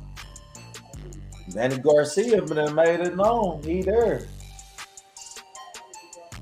I hate when people that lose be saying that, you know, I heard him, he took my punch, and I heard him, you can see that. Yeah, but you didn't do nothing with it, bro.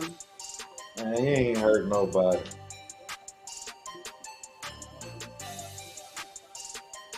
I'll tell you one thing, dude. You made Danny look good, boy. Well, you know, Jose gonna get another fight because, you know, that's only his second loss. You feel me? Jose gonna get another fight, but he gonna get fed to one of them young boys at 154. Well, you know, David gonna talk to him like, give my brother one more chance. Nah, David, No problem, Nitty G. You family over here, baby. Family oh yeah, you already know, man. Yeah. Rich gang. Facts. All facts from Tile Stacks. You know, the people that's here when we first start, that's who I rinse up on that thing, you know? The people that's here from the get-go. Got to. You know, that's showing that loyalty, you know, Rich gang. Got to appreciate everybody who tapped in with us at some point tonight, man. We had a good night of boxing, though, overall. What was your take from the night? What was your biggest surprise from the night? My biggest surprise is the way they robbed that man. Like, I mean, Antoine Russell, man, that was a robbery, bro. Like, that was a real robbery, man. And the fact that he, like, that's his second time getting away with it. It was 2 fights. Facts. I think my surprise of the night was probably the main event, man. Maybe the fact that Jose Benavidez never pushed the gas pedal. He never fought with no urgency. Like, and as you feel the fight slipping away, I'm just surprised that he never did more to try and win that fight. They never did instruct him to cut the ring off. So that was my biggest surprise of the night. I thought that he would do more. You know, you see your brother David Benavidez showing out. He arguably the best boxer. You know what I mean? Arguably the best boxer in his weight class. So I was disappointed. You know what I mean?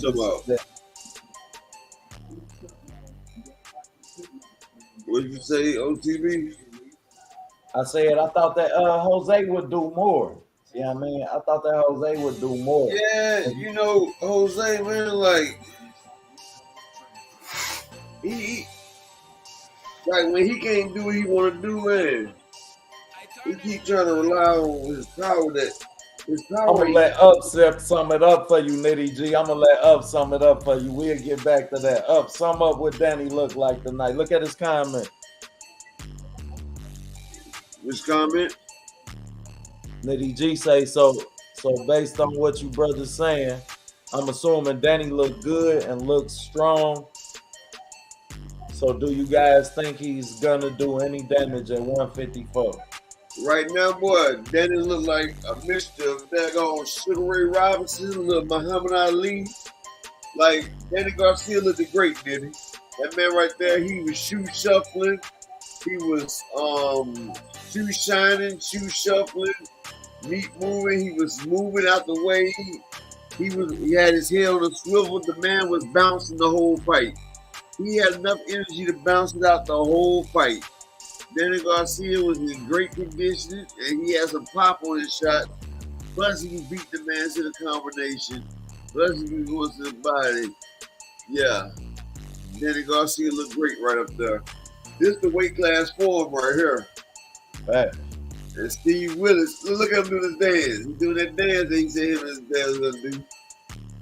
But see, Danny Garcia, that's why he cried, because when you go against Earl, that's that mental pressure. And it stays with you. Like that man hunts. It's like he hits you with a curse mark. And you can't, and you don't even look at yourself as a man no more, because when you're in a situation where a man just takes away your pride and he just does stuff to you that you don't want, like that's another form of REAPE. You feel me? I ain't gonna say the word. Oh my gosh, do y'all hear this shit? I'm sorry, excuse my language. I couldn't let it continue. He ain't even stopped Danny, y'all. He ain't even stopped Danny, and y'all hear this. Hey, I'd rather get stopped than a man beat me down. Like bringing out the gosh, man. Errol break more people that he don't stop than anybody ever. Okay, but he didn't stop Mikey. But look at the damage that Mikey took. Like that damage that Mikey took after that loss. That damage that Mikey took, it lasts within the lifetime, bro. That reverberates through him, bro. Was it not the same damage that Mikey took to who Mikey just lose to? Because he lost his next 3 fights after that. Yeah, he even lost to Eric Morales in the daggone little expeditionary fight. Yeah, man, come on, man. No, man. Mikey was a weight bully.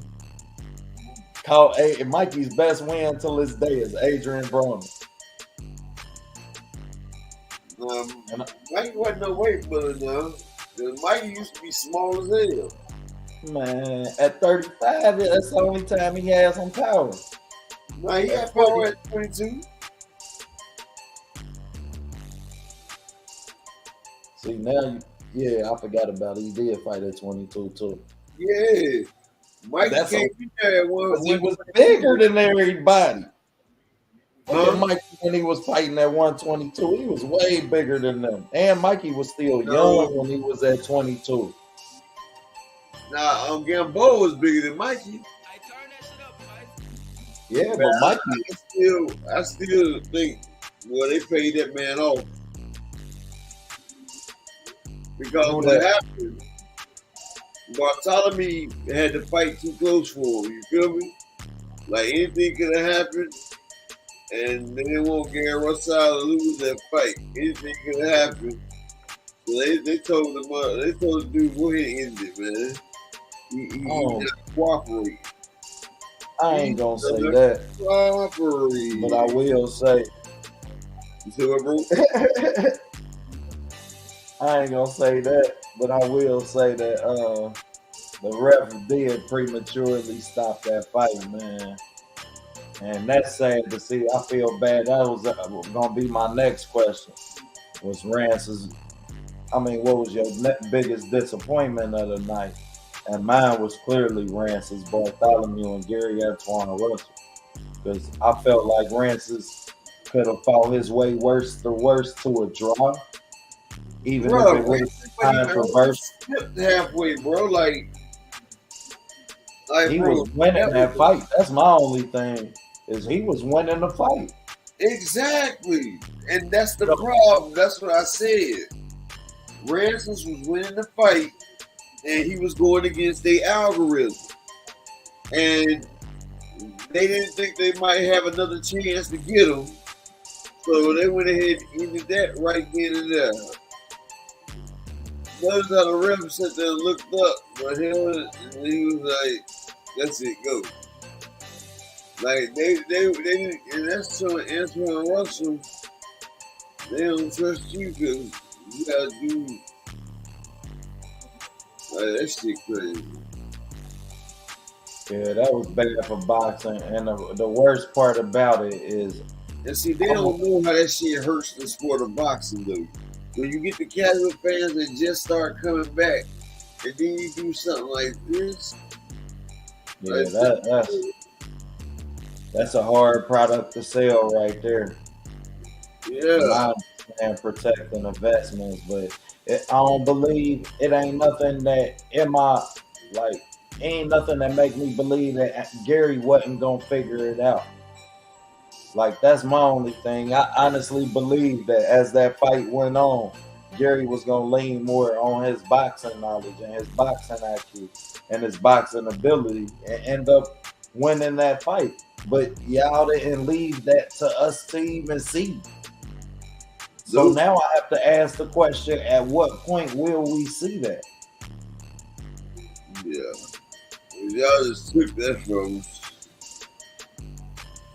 And what will it take to bring that out of Gary? Because if Rance's Bartholomew can bring it out, then we all know everybody gonna feel like he fooled now. They gonna feel like we hyped him up, and it ain't there.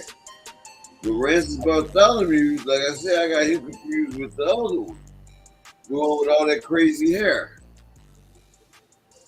And Bartholomew, he's not no slow leak.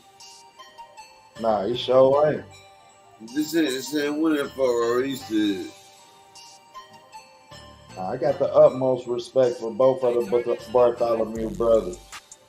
Anybody that lays them gloves up, I got respect for. I love this sport too much to disrespect. That's why I was saying earlier, like, man, even journeymen have a place in boxing. Anybody that lays them gloves up, man, you put your life on the line every time you go in that ring.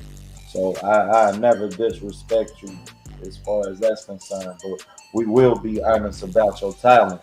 And when it comes to the other Bartholomew, it's safe to say that you need to retire. And I see why you said you wasn't picking him by no means. You understand? Because I'm sick of seeing him. He's just a punching bag at this point. But his brother, he came out and fought today, man. He had a good game plan. He landed his punches. I thought that he really frustrated Gary Antoine Russell. And as much as Gary was dealing with a lot, ain't no excuses in this sport. So it's time to get to the drawing board. And we all got to reassess how we see Gary Antoine Russell as far as his talent is concerned in the 140-pound division. Yeah.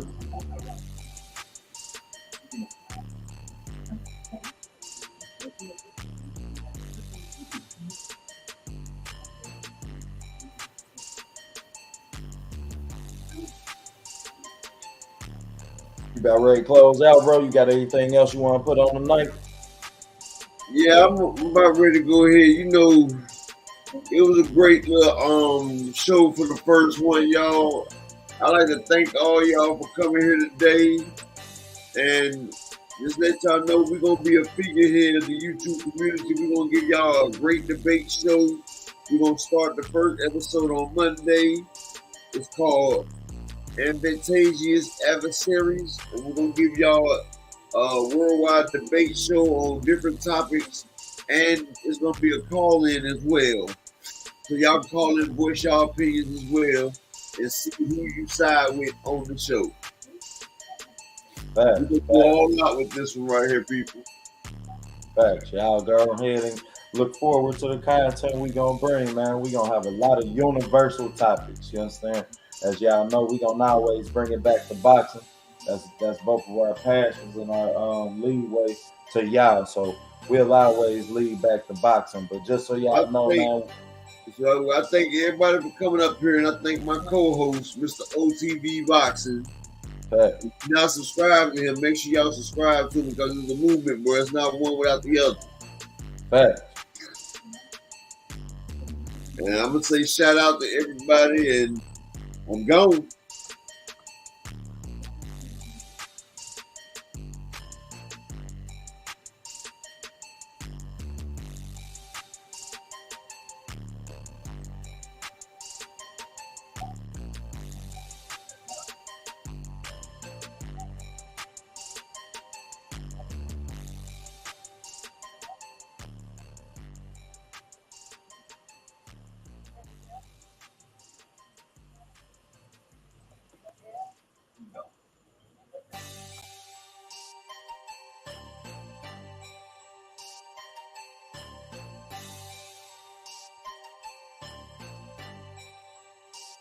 Turn that shit up, guys.